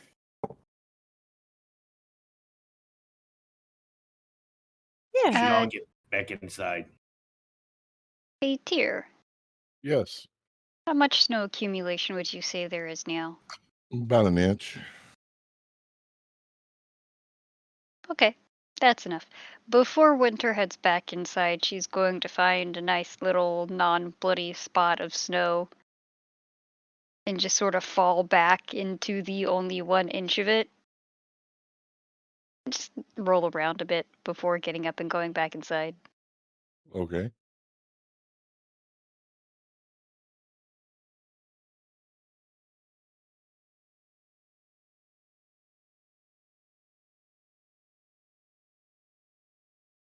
You all make your way back in, convening in the room. It's at this point, Physic, that you will hear Tannen's voice. I am home. The mission was successful. We will talk more when you return. It's so splendid. Oh, Violet, honey. Good news, good news. Your father's home and he is doing well. Sorry, my mic likes to cut out. Oh, thank goodness. Oh, that is a huge relief. She's gonna hug Physic. Yes. Oh, I wish I could go be home with him right now, but I believe I needed here for just a little bit longer, right? Mm-hmm. Oh, Yes. Sleeping arrangements, where would we like to stick your father? There's plenty of beds between the rooms. I'll leave that up to Daddy. Bed is good for me.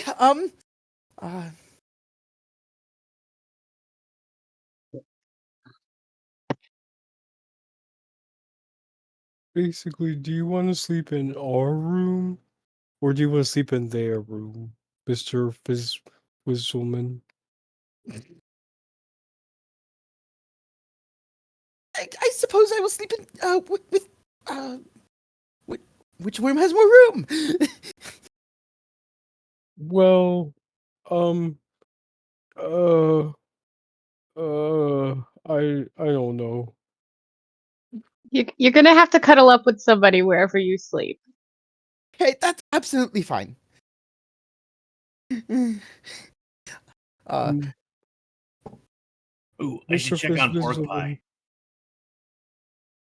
You Hi. can sleep in my bed. I will That's sleep on the fine. floor.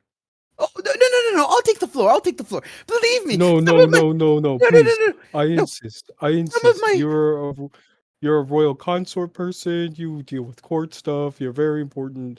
I am simply just Therese. Therese. Blah, blah, blah. He can just have my bed. I haven't been using it anyway.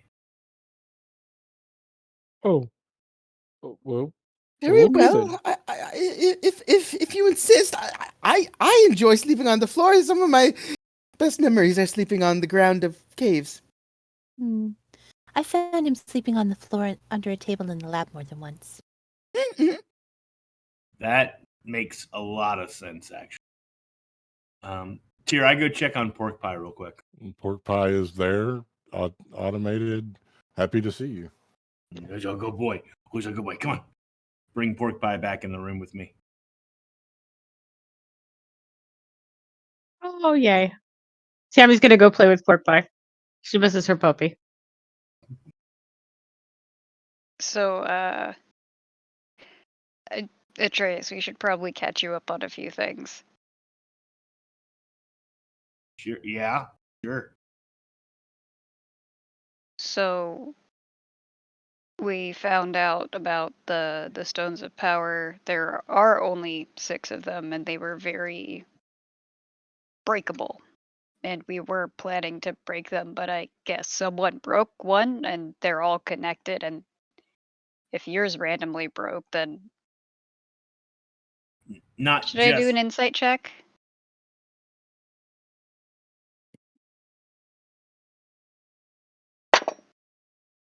And what is my insight? That is a 20. Okay, what are you looking to glean? The cube. She already knew that they were all fragile, and his randomly broke, so she's wanting to glean that they're all broken now. They're all broken. Then they're all broken. Can confirm that the one Lucius had is broken.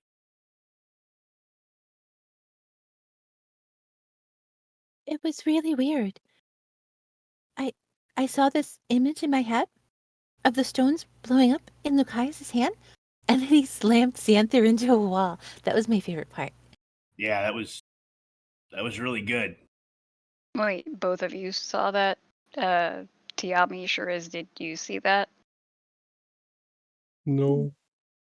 Mm-mm. Ah. Wait, do you think that implies that we have some kind of psychic connection with Xanther? Because that's kind of creepy. Well, I mean, you did give him your blood, and he is Atreus's brother. I've heard of weirder things happening. When you It- mentioned the fact that he's got her blood, she's going to kind of cringe and look at her dad. Oh, did you tell your dad how that wasn't you and was probably the blood thing in the book? So, Daddy, Yes. there's this really, really bad guy. Mhm, He just happens to be Atreus's brother. And, Mhm. we were in a really bad situation, and I thought this demigod was gonna kill us. So I traded 3 drops of my blood so that he'd get us out of there.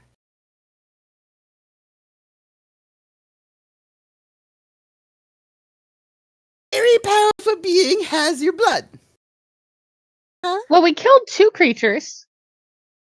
But he used the 3 drops to make 3 copies of me.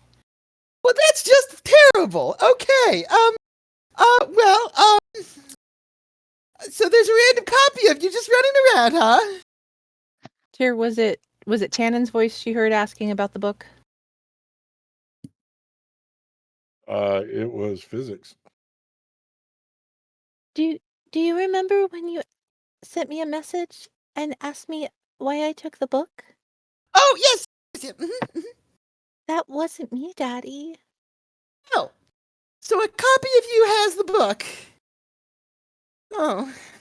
But you always said it was just a copy of a book of children's stories that wasn't for us. I'm guessing that's not not the exact case here. No, as we discussed, that's the book that Yeah. contains yours and Tannen's notes on how to create Oh, the that fanglings. book. That book. Yeah. Right. Yes, yes, yes. Right. I am sorry. Yeah. Mhm. No, that book is that's not that book. This is not great.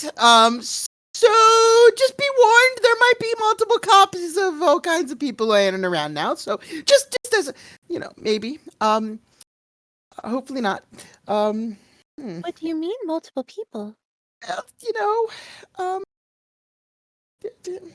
there's some secrets in that book. What kind What? of secrets? You don't need to know. No, I think we do really need to know what my brother's gonna throw at us. It's just how to make fanglings. Oh, That when you and Daddy tried, you and Dad tried, and we were the only 4 you were able to make out of all the items you tried. Right, and that's all of our notes. You think he's going to make more fanglings? Probably. Or, well, I guess they wouldn't be fanglings because They probably wouldn't be fanglings. you'd need Dad's genetics and yours to make fanglings, but they could make other people. That's Probably. wait a minute. So it's a recipe for combining 2 people genetics into a new hybrid thing? thing. No, you're not a thing, but what they're gonna do is they're gonna make things. They're gonna make scorpion horse locusts or something. Ooh, I never thought about that. That's a good idea. We should try that one. The way that Tyr's face just lit up makes me terrified. Hey. Scorpion horse locusts are in the book of Revelation from the Bible. I did not pull that out of my ass. That is in pop culture because it's biblical. Not my fault. Well, I mean, anything you make, just like me and my brothers, I would think it has to start out like a baby. You would think. You know, Insight me, Hopefully. is it? Hmm? Insight. Insight. Okay, thank you. That's a 14.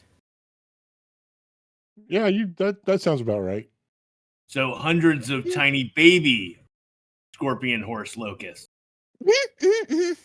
That's not any less terrifying. It's not more terrifying. Would you It does rather have a fight a point. horse-sized duck or 100 duck-sized horses? The one. Always the one. No, because ducks are freaky and we don't want to fight them.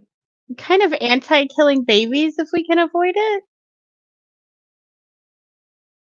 We don't have any way of knowing if he'll actually be successful. I mean, my daddy's tried over and over, and they're the smartest men that there are. And they could only make 4 of us. This is true. That's a great point. And I would think that you're exactly right. But wait, Except that he's got Lucius, who has the powers of a demigod, which might change things. Just Mr. magic, Fizzwiddleman, you didn't use blood magic, did you?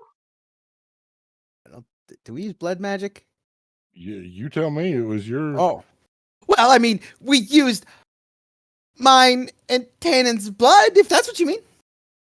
No, I just mean like we know like Xanther took your blood and he made copies of you. So I'm guessing it's some kind of blood magic, and then if you combine that with a recipe to make new beings, it just sounds like a bad combo. Sorry. He might not have the scientific knowledge, though. It's not just magic. You need science, too. Well, fingers crossed.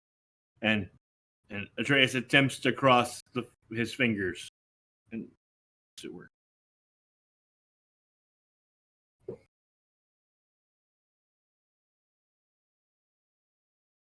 So, this demon has the book and has your blood and has. Well then, Well, we did kind of assume that the 3 drops have already been spent on creating the 3 copies. Oh, true. But if there's a copy, that's a whole copy of blood, right? We only killed 2 of the copies. Is that how that works? Well, Maybe. I mean, you're going to get into replicative failure eventually because a copy of a copy of a copy is not sustainable. It's going to degrade over time. But that doesn't mean in the short term it can't be a problem. That also doesn't Especially if necessarily. That could just mean the copy becomes more degenerate and more evil. So there is that. Oh. Dangerous? Could you imagine how dangerous I'd be if I was evil? Oh, that would be terrifying. that is absolutely terrifying. It'd be kind of hot, though. Really? Atreus glances over at Winter and just gives a slight nod. Yeah, Gabby's gonna nod too. Like her eyes are gonna be down. She's gonna nod. For whatever reason, my cartoon brain drew Kalira with one of the long mustaches, and twisting the mustache, being evil. It's got to be purple though. Oh yeah, absolutely. The adrenaline rush gone, exhaustion poking at you. Would you like to take a rest at this time? Yes. Yeah. Will you be setting watches? I have a question.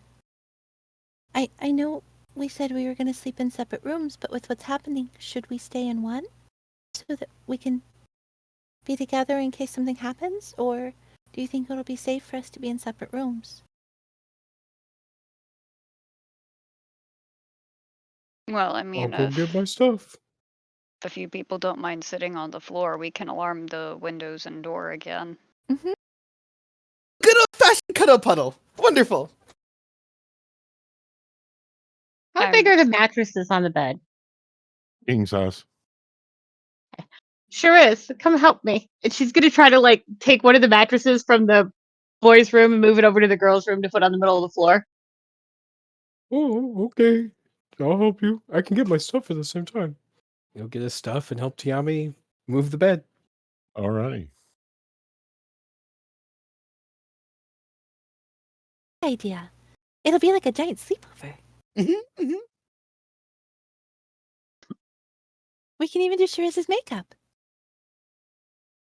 I'm not much of a makeup kind of Luxodon.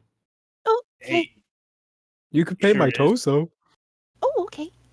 sure is. Literally everyone looks better with eyeliner. I don't Everyone. like things. I don't like things that close to my eyes. Whatever. We could give you a really cool lipstick.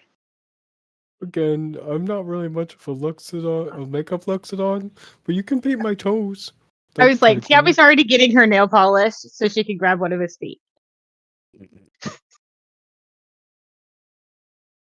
And Kalir will go and ritually cast alarm on Hmm. each of the windows and the door.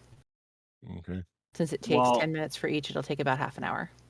While Kalira is doing that, Atreus has laid out the Tinkerer's tools and the schematic for his arm and is going to sit down and start going over his arm, checking the schematic and making sure that everything is working the way it should and mending anything that needs to be repaired. Okay.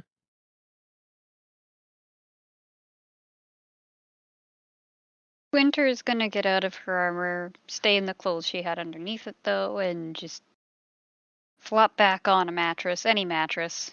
Whether it's the one on the floor or not, she doesn't care. And as you flop back on a mattress, there's no feeling of contact, just a feeling of falling. As you fall slowly through time and space, landing in a large banquet hall, a small table with a candelabra, a plethora of food, and one Raza Hazar. You fell asleep fast. I fell asleep. Yes, that's how I was able to bring you here. I You're dreaming. literally just laid. I didn't even like fully lay down. Huh. Exhaustion from the battle, maybe. You know about that? I watched.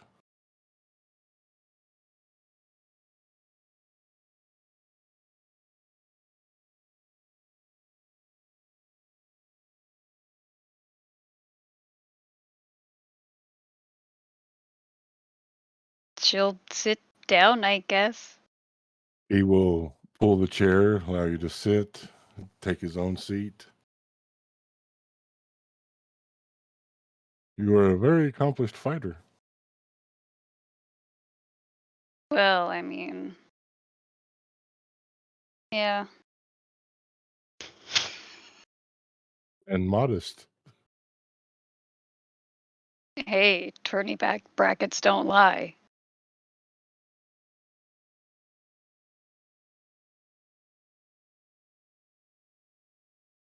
And of the friends that I have, I think I'm the only one that hasn't died.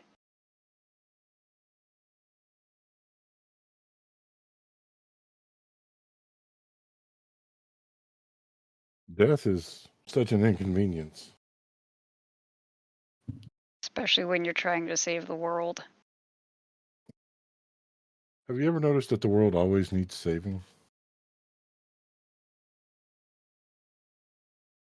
Well, I mean, growing up, it didn't feel that way.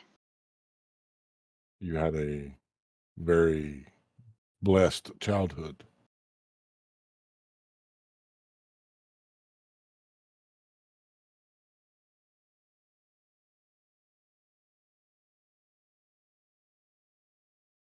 I guess I did.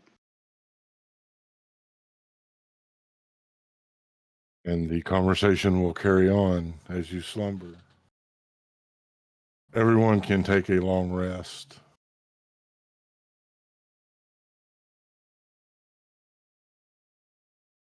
Yay, full HP.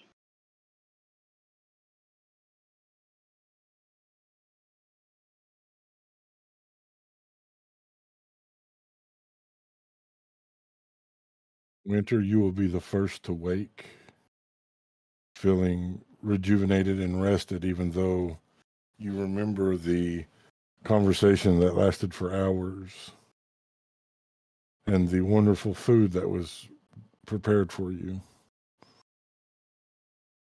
Does Winter now feel that she knows Raza Hazar a little better? Give me an insight check. I forgot what dice was shaped like what for a half second there.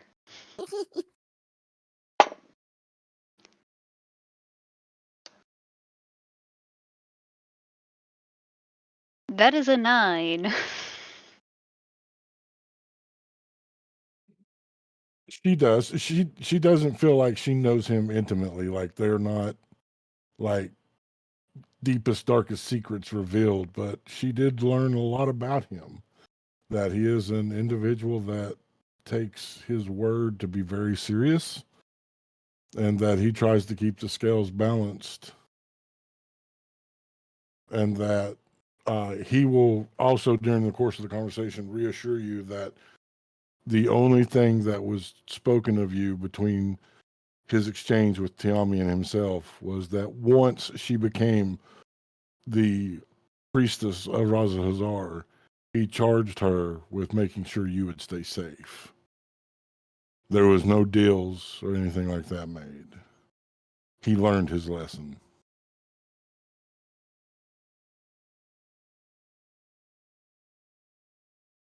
Okay.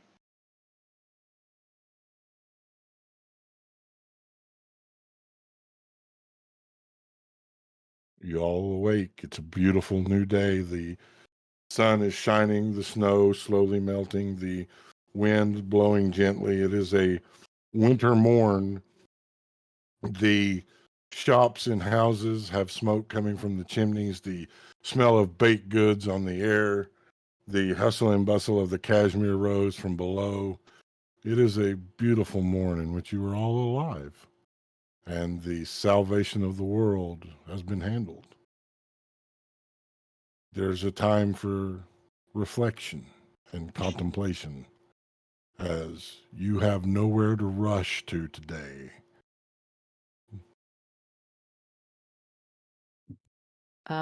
Kalira has likely like cuddled into whoever she was sleeping next to. She's a snuggler. No idea who she fell asleep next to.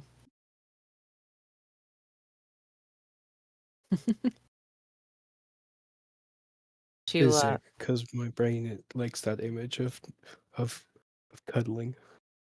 up to her daddy. Yeah, sure. Yeah. Mm-hmm. So Physic is obviously also a cuddler. yeah, having her dad in the room, she totally would have slept with clothing on. Yeah. But she will do her usual sit up and stretch and get down on the floor and get out her tools and her notebooks and stuff and start going through her preparations for the day.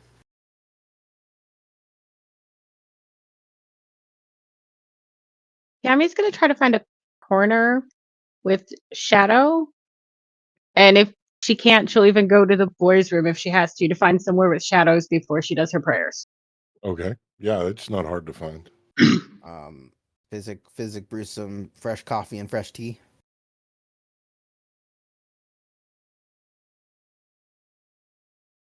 Shariz says his morning prayer of thanking the primordials for their protection, with his friends and their good health, and in the introduction of physic, and prepares his spells for the day. Okay. Winter, while everyone is doing spells in preparation, as the only non-magic person in the room, will go downstairs and request that almost one of, like, pretty much like enough of one of everything to split between everyone get brought upstairs for breakfast. Being known by most of the staff, the request is expedited. And before long, the glorious smell of food as the cart is wheeled into the room.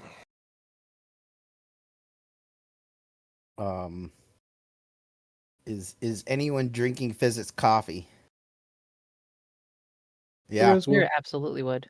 Okay. Yeah. It's the strongest, most caffeinated coffee you've ever drinking in your entire life. Awesome.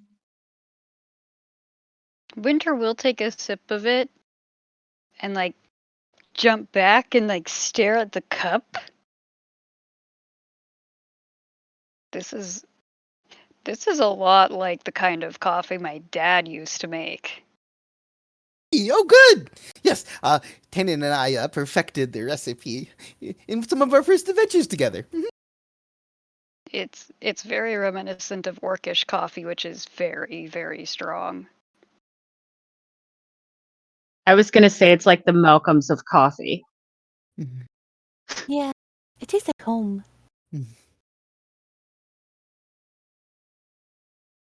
a coffee that bites back. Mm. We'll drink more. You You have say to that beat it and into submission, but you do be able to drink it. when you say that, sure is Clear's gonna look at you and grin so you can see her little fangs.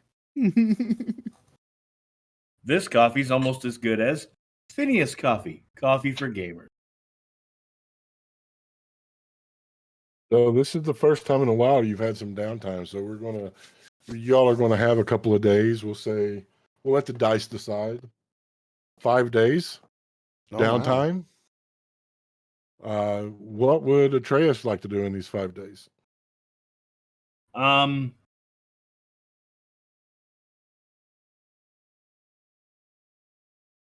think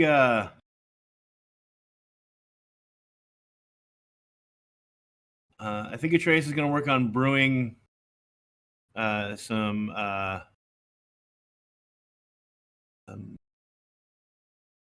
healer potions, some healing potions. Okay. And when he's not working on that,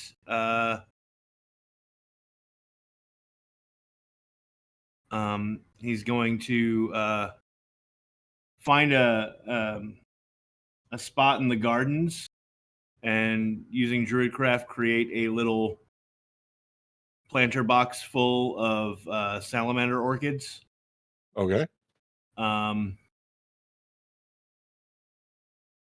Just to kind of brighten the place up. And then I think he'll also spend some time working on repairing the benches in the courtyard because he feels someone should do that. And at some point, he will try and catch Kalira to see if she's ready to have a conversation. Okay. And what will Clara be working on? While her dad is there, she will tinker with her dad as much as he wants, working on little things. She will definitely brew some potions and probably go shopping at some point to replenish supplies for things. Ooh, shopping. And at some point, she will talk to Atreus. Okay, so let's go ahead and do that. Oh, okay.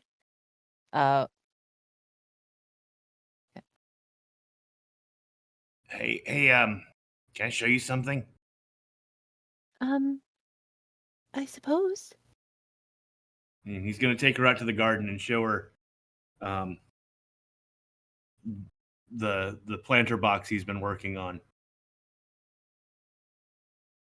Can you describe the salamander orchids for me again? I can. I do believe I still have that pulled up somewhere. Here we go.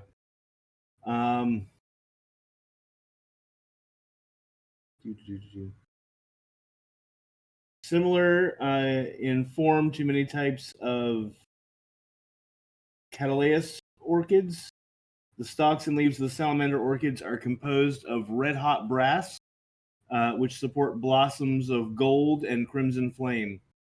Completely smokeless flame of the salamander orchid draws all of its energy from the elemental plane of fire and does not require fuel. A single salamander orchid emits the same amount of light and heat as a torch. The flame blossoms of the salamander orchid moves and shifts like all fire, but more slowly, almost like a liquid dance, rather than in the snapping of a normal flame. She'll basically go kneel next to the box and watch them carefully. Well, those are amazing. Yeah, they're really rare, at least on this plane. But I saw them growing in the grove where I found the forge and learned how to use magic. They're connected deeply to the fire of the forge. I always thought they were beautiful. You're And right, they are.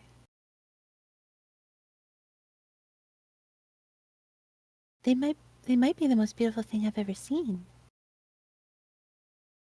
they're okay, this is gonna sound cheesy and I'm sorry, but like they're kind of like you. Their existence is all science and magic. Well, that's very true. And they're beautiful. They are. Like you. Oh,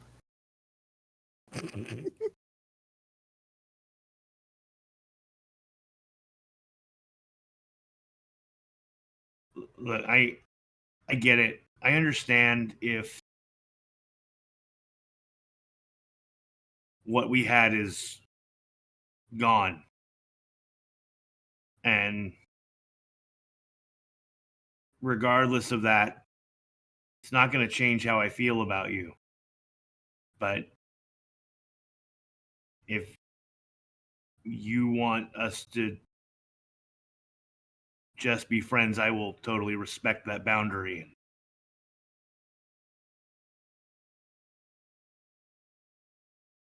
Stand up. Just gonna stand up and turn to him. I don't hate you, Atreus. I wasn't angry. I was hurt. I understood what you were saying. But at the same time, I guess, for me, I would have just taken the stone and broken it. But maybe that's the sciencey part of me. Machines don't work without all their parts, so to me that's what made sense. And I know Mila probably would have killed me anyway, but at least it would have felt like you tried.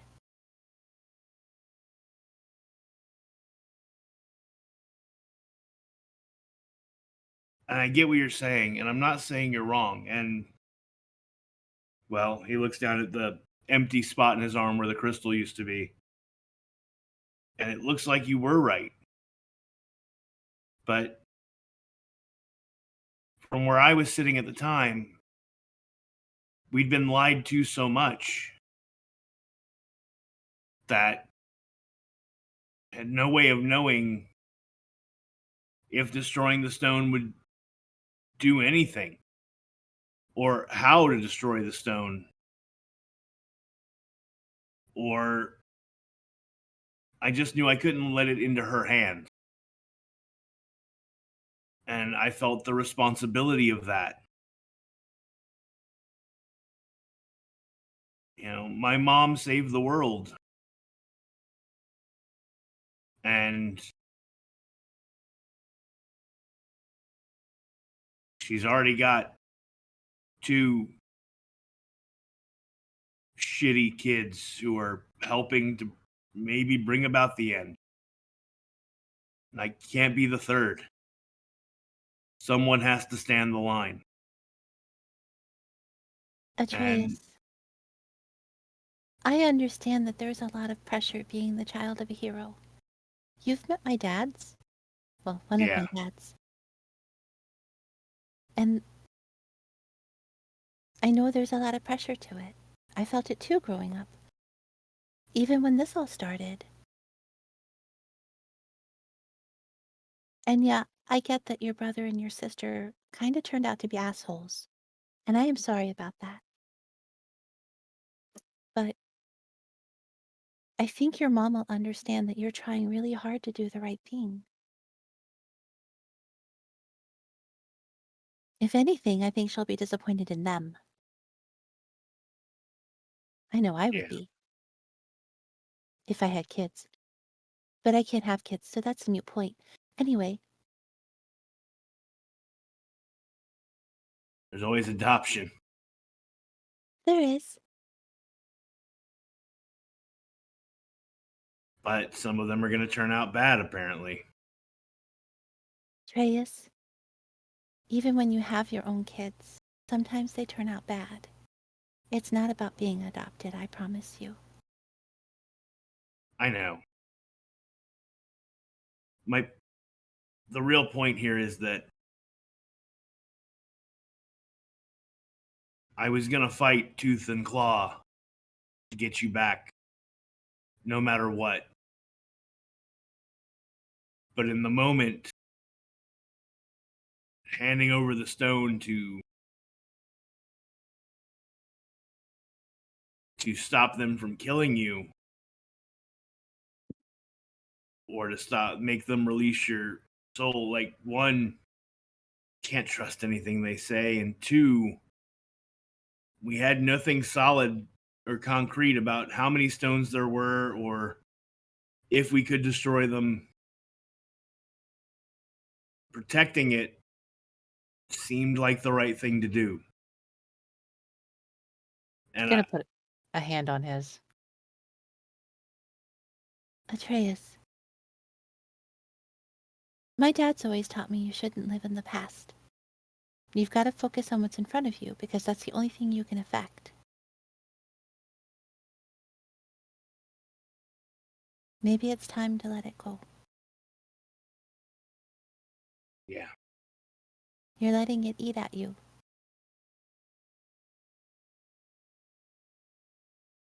There's an old proverb. I heard it when I was a kid. About two monks and a very bitter woman, and one of the monks carried the woman over a mud puddle. And hours later, the other monk was still kind of pouty about it. And the older monk said, I put her down hours ago. Why are you still carrying her? It's the same thing. What's done is done. You can't let it keep weighing you down. You know, it's funny. Growing up, there's this thought experiment that I think I heard from Uncle Tosh.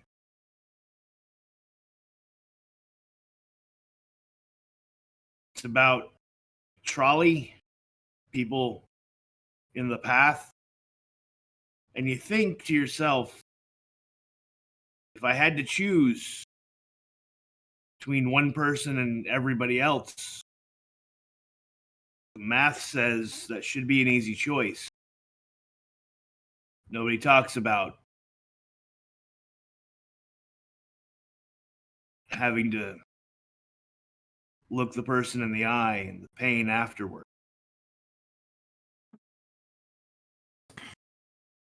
I understand.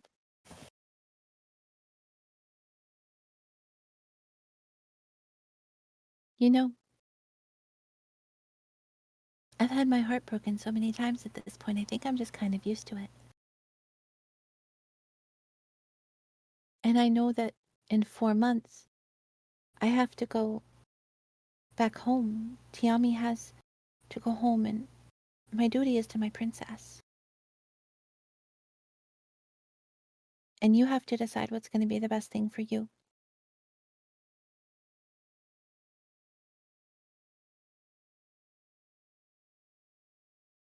As to what's Well, between us, I don't know the answer to that yet.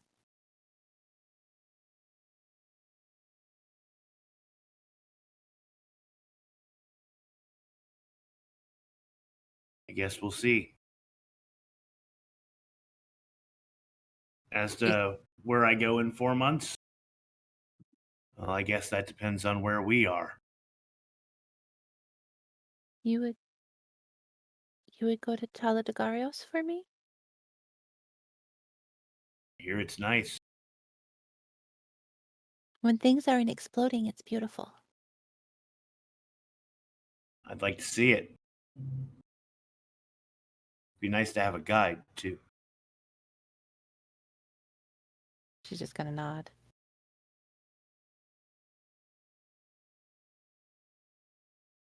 Thank you for showing me your flowers. Oh, and tell your dad I've been out here repairing the benches. Don't worry about it. Thank you.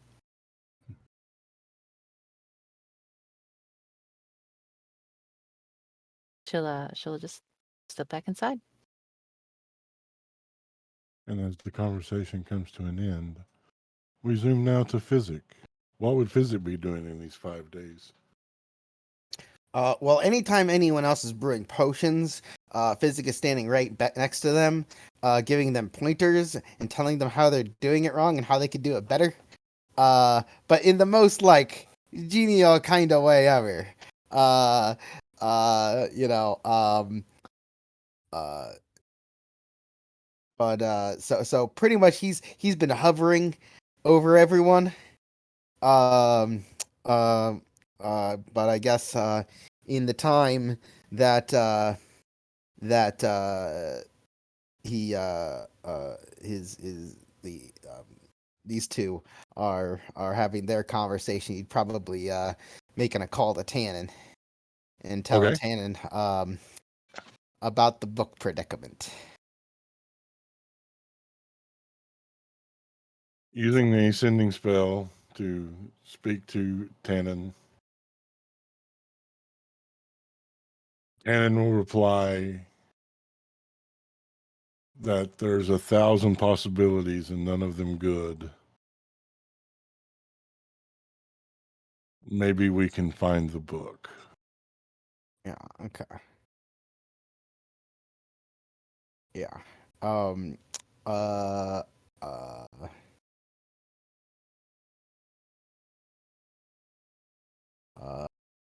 Is there anything Tannen wants me to tell Kalira? That they are safe and that they love them. Oh, okay. Okay. Yeah. Yeah. Other than that, I'd pretty much be hovering over everyone else. So, yeah. Okay. What sure is doing in these 5 days? Drinking and providing merriment as he is celebrating the savior of the world, a completion to their quest, and not dying. And also he will ask some of the people in the group if they have 300 gold to spare so he can buy diamonds, just on the off chance that they die. I'm not He sure if needs you know he needs 1,200. 1,200 total. gold. I'm not sure if Yeah. the gold on here is accurate, but if It it is. is, oh, okay, then yes. Physic is like, oh yeah, absolutely. Here you are. Oh gosh, oh, that's a lot of gold. I wasn't expecting it to be all in one sack. Okay. I'm off to the diamond store. And he'll go and buy 1 diamond for each of his party members so that he has a diamond worth 300 GP. Yeah, they. I'll actually go with you, and I'm going to buy a couple. Okay. Kalira was intending to do the same. Diamonds for everybody. So she probably went shopping with Tiami in winter. What is Tiami doing? You're muted, Tiami.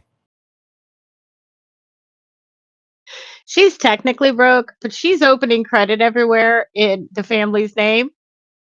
And she's actually outfitting the ladies, or like ordering stuff for when they have to go back, or when they have to go to East Taladagarios in 4 months. So she's having them all measured and started ordering appropriate clothing for when they make that diplomatic mission. Okay. Winter doesn't need to be measured. They have her measurements. On file.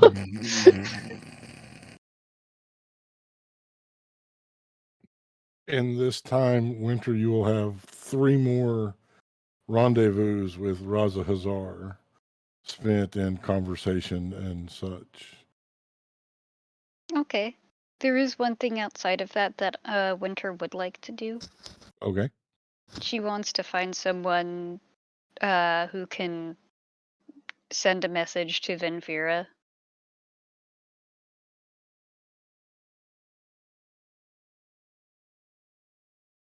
Okay. Are you ready for the message? Yep. Hi, Venfira. It's Winter. Karok's kid. There's a cult trying to bring back Gangriella. Be careful. Also, I may be dating Raza Hazar.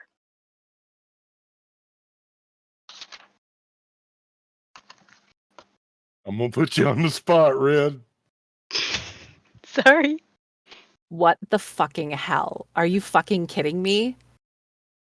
Also, thanks for the heads up, kid.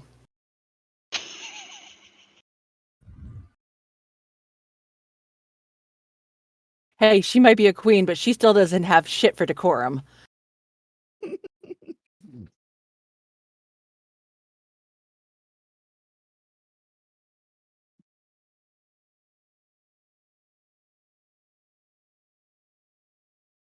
Okay.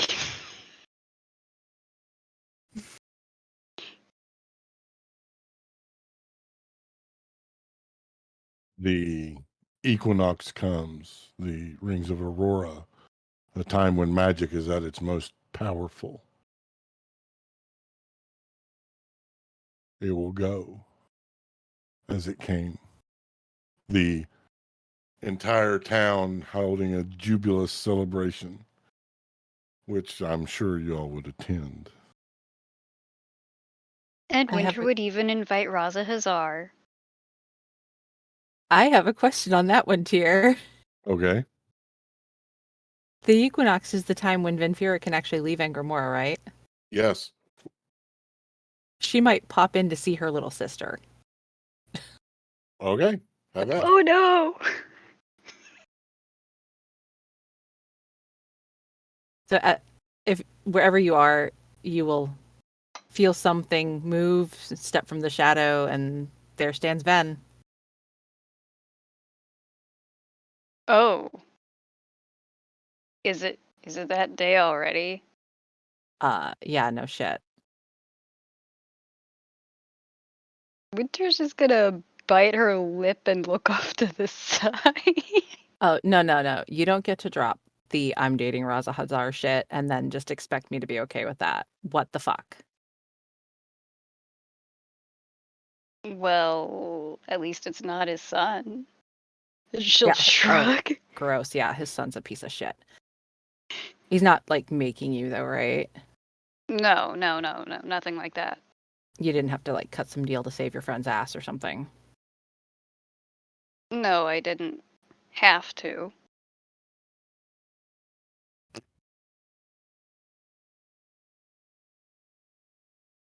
Hey, free will's important shit, okay? No, he's very much in the free will department. Okay. And hey,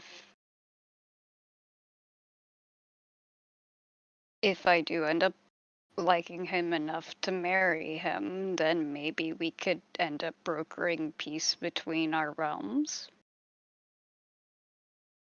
That would be a plus. I just, I don't trust nightmares. But I know he's a little different too. He's kind of hot. That's what I keep hearing. I don't know. I never got the whole attraction thing.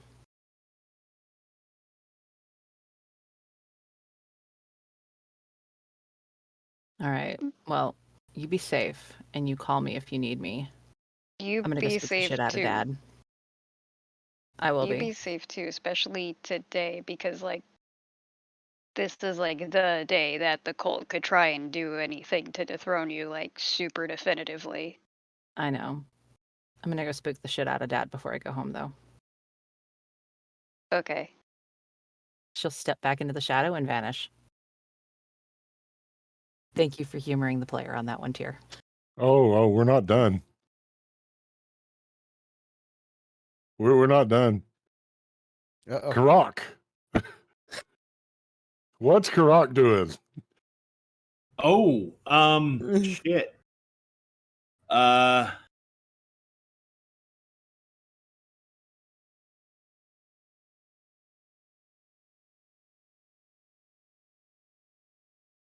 I think on today of all days, I think Karak would know it's the equinox. Because that's the sort of thing he would keep up with. And I think he has probably built a small temple to Lagarash in the town where the final battle took place, which happens to be Venfira's hometown. And that somewhere in the corner of town there's a small temple to Lagarash that and Tyr and Karak has just flown into town and landed and is just at the temple praying and listening to the town in the hopes that maybe his friend will show up to see her family on this day. And so he's just hanging out at the temple. Probably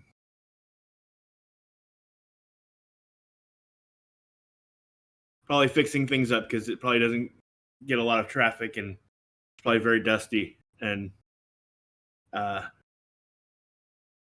town people probably mostly ignore it.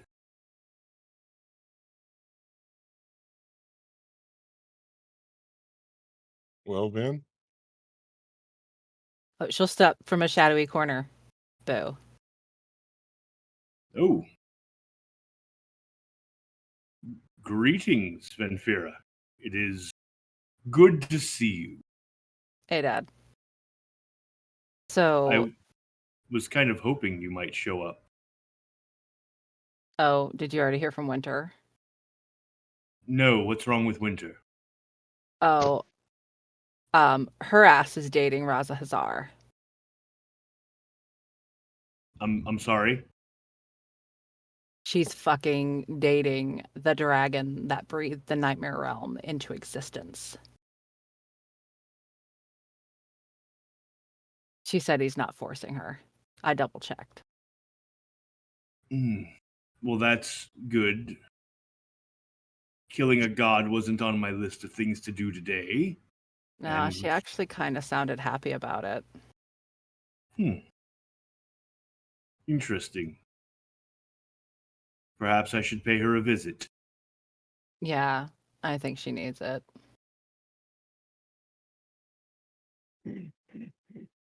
So, how have you been? Oh, shadowy shit. Keeps me busy. I'm sure the weight of the crown and all that. Yeah. Everybody seems to expect me to be like all prim and proper, but it's not really my thing. That was never your strong. Yeah. I figure why try to be anything but what I am. I've heard whispers about the exchange program. It seems to be going well. It was. This one Was. dumbass I let go. Looks like he's gotten into some trouble, but sounds like the same shit Winter's been caught up in. The whole saving the world shit. Well, you can't exactly blame him then. After all, how many times did we get caught up in shit and it Yeah. goes sideways? Hey, Tyr, has she heard any rumors about who let Lachias out? No. Okay. Yeah, it's true. I tried really hard not to get caught up in shit. And then I just kind of said, fuck it. Oh, he seems like a troublemaker. One could have said the same about you. I wasn't a troublemaker. I never started anything. I just finished it. Indeed. As we all did. Except for Tarios, perhaps. Tarios did start some shit occasion. Oh, So did Pants. Just saying. Pants was robbed, though.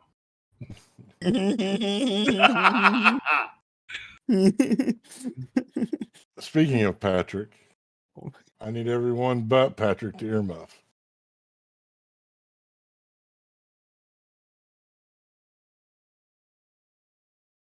In this time of your downtime,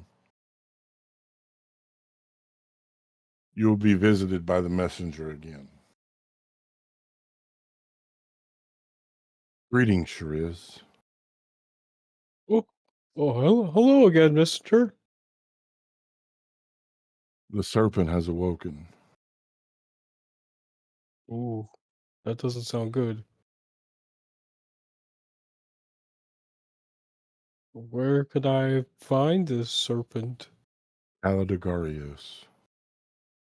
Oh, I thought you might say that. Well, Telegarios has kind of like two halves right now. Which half specifically? I'm going to let the dice decide this one.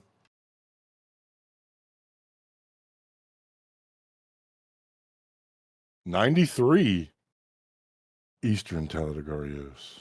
They lay in slumber. They have awoken, and soon they will begin devouring. That's not good. Can you... I know it's kind of a lot to ask, but is there any more you can give me about this Crimson Serpent? You will This... know them when you see them. Oh, so they're not a big red serpent. I'll just know. Correct. Oh. They are not a literal serpent. Oh, I was kind of hoping it was just a literal serpent, then it would make things easy.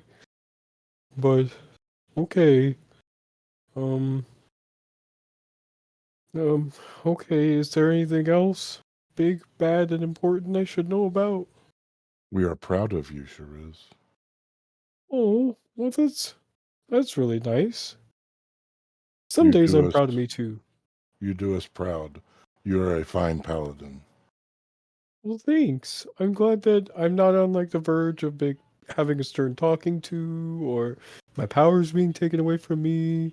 Because I try really hard to be the light in the world and fight against the evil that is the evils and stuff.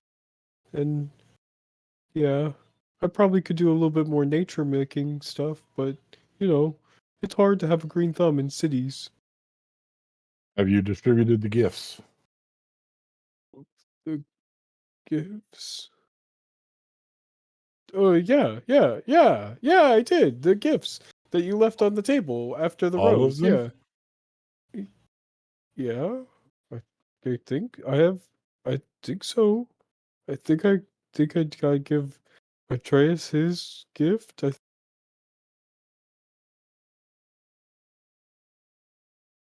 Give Atreus their gift. Okay. Which Be at one was that peace. one, just in case? The cloak. Okay. Be at peace, Shariz. keep being a light in the world. We'll try.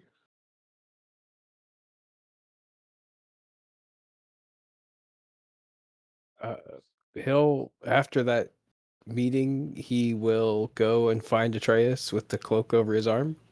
Atreus, I have a gift for you. Yeah. Here. And he holds out a cloak to you. This is for you. This is from the gods, the primordials. Okay. Thank you. Thank them, I guess. Yeah. I'll take a look at the cloak. It is a beautiful black cloak.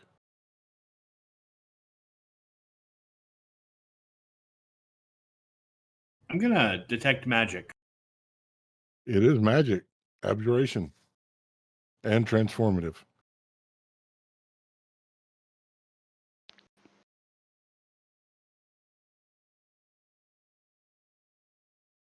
So, why? They just gave me a bunch of gifts, and I passed them out to everybody, and I almost forgot to give you yours. Well, thank you. You're welcome. He's gonna try it on. It fits beautifully. Huh. You look rather dashing. Thanks. And after about 30 minutes, you come to realize it is a cloak of the bat. Physic. Mm-hmm. During this time, a minotaur, very well dressed, Mm-hmm. very well kempt, very, very, very polite, will approach you with a scroll case. Ooh. Master Physic. Mm-hmm. Oh, I am sent can I by help you? Queen Duna. oh, well, She wishes for you to give this to Tiami and help Oh. her study it. It is a dossier of those that she will interact with. I see. Well, okay then. Thank you, sir. Mm-hmm. I guess I go find Tiami. She won't be hard to find. Oh, okay. Tiami, I just was given a gift for you. It's a scroll case. I'm supposed to help you decipher it, I suppose, or look into it. Yeah, it's for the queen. Oh, from Mother. If she's gonna open it to look to see what it is. There's a note inside that says, "Daughter, I have gathered information on those that you will be interacting with. Here is a brief on them. Study it well, know them well. Remember, the pride of Western Teledegarios lies on you." And it is a list of individuals and their roles. Oh, very useful. And you'll see Tiami stand up straighter and more princessly. Thank you very much.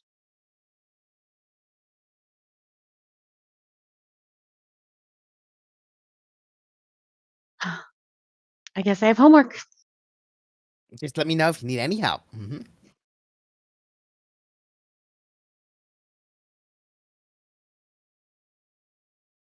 Does She's gonna go anyone have find. any? I'm sorry, go ahead. No, she's just gonna go find a corner to go study in. Physic stands right over your shoulder the entire time.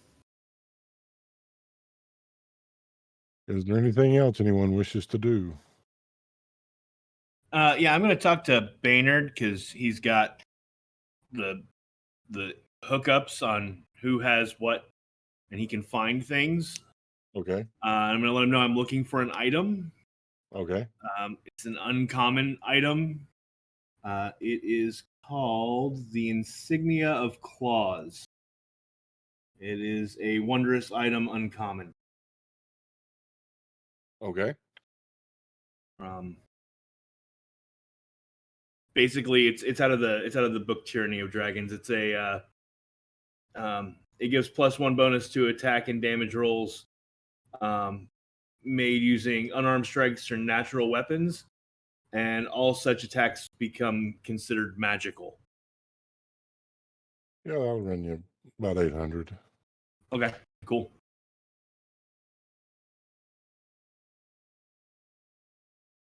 Done and done. Anyone else wish to do anything?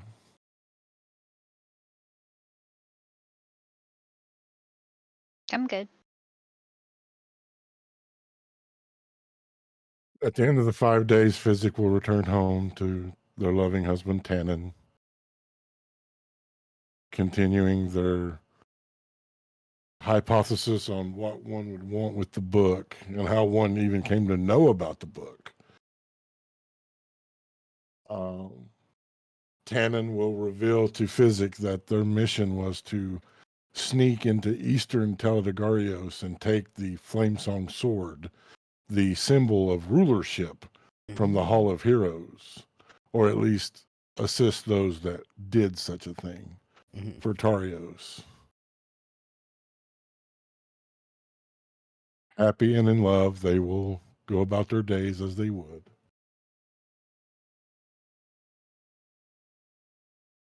Time will go by. And before you know it, you're aboard the Valkyrie, headed towards western Teledegarios. The diplomatic mission laying before you to try to bring peace to a warring land. And this, my friends, concludes Act 1 of Bloodlines. Bum, bum, bum. We will not be here next week. The following week is Easter. We have to decide whether or not we're going to stream on that week or not. But I want to thank you all for joining us for this adventure. We hope that you've enjoyed it. And we're going to take a moment to remind people who we are, where they can find us, as this chapter comes to an end. Hi, everyone. I'm Alice, the voice of Winter, and you are looking mighty fine in that outfit right now. And you can find me on Twitter at Captain Cupcake. Hi, everybody. I'm Christina, the voice of Tiami, and you can find me on Twitter at Tiamorstaskula. Hello, everyone. It's me, Patrick, the voice of Shrews. And you can find me on Twitter at Peculiar Patrick. I'm Dan. I guest starred here as Physic. Thanks for having me. It was a lot of fun. You can find me in the hearts and dreams of all little gnomes in the world. Hi, everybody. I'm Ren Matley. I was the voices of Kalira and Venfira tonight. You can find me over on Twitter at Ren_Matley. Hi, gamers. I'm Stolak Clark, and I have been Atreus Ironclaw Nixon and Karak Shadowstalker. And you can find me on the social medias at Lock Unruly. That's Lock with an H. And I'm Tyr the DM, the world's okayest DM, and you can find me on Twitter at Tyr_the_DM. Dan, I want to say thank you so much for being here tonight. We want you to come back to Saturdays. It's been a year. You've been gone long enough. I wish there were more days. With us. Yeah, spell jamming. You're spell jamming. Oh, man. Come join us, Dan. You know you want to. Dan. Auto gnome. You could be an auto gnome. I want to thank Locke and Ren for bringing back Karak and Venfira. That was chef's kiss. Guys, things get tough and times get dark. The world is in chaos, but you're not alone. Remember that love and inclusion, these are the torches that light a path to a better tomorrow. Come join us and be torchbearers. And remember, until next time, live a life to make yourself proud. We love you guys.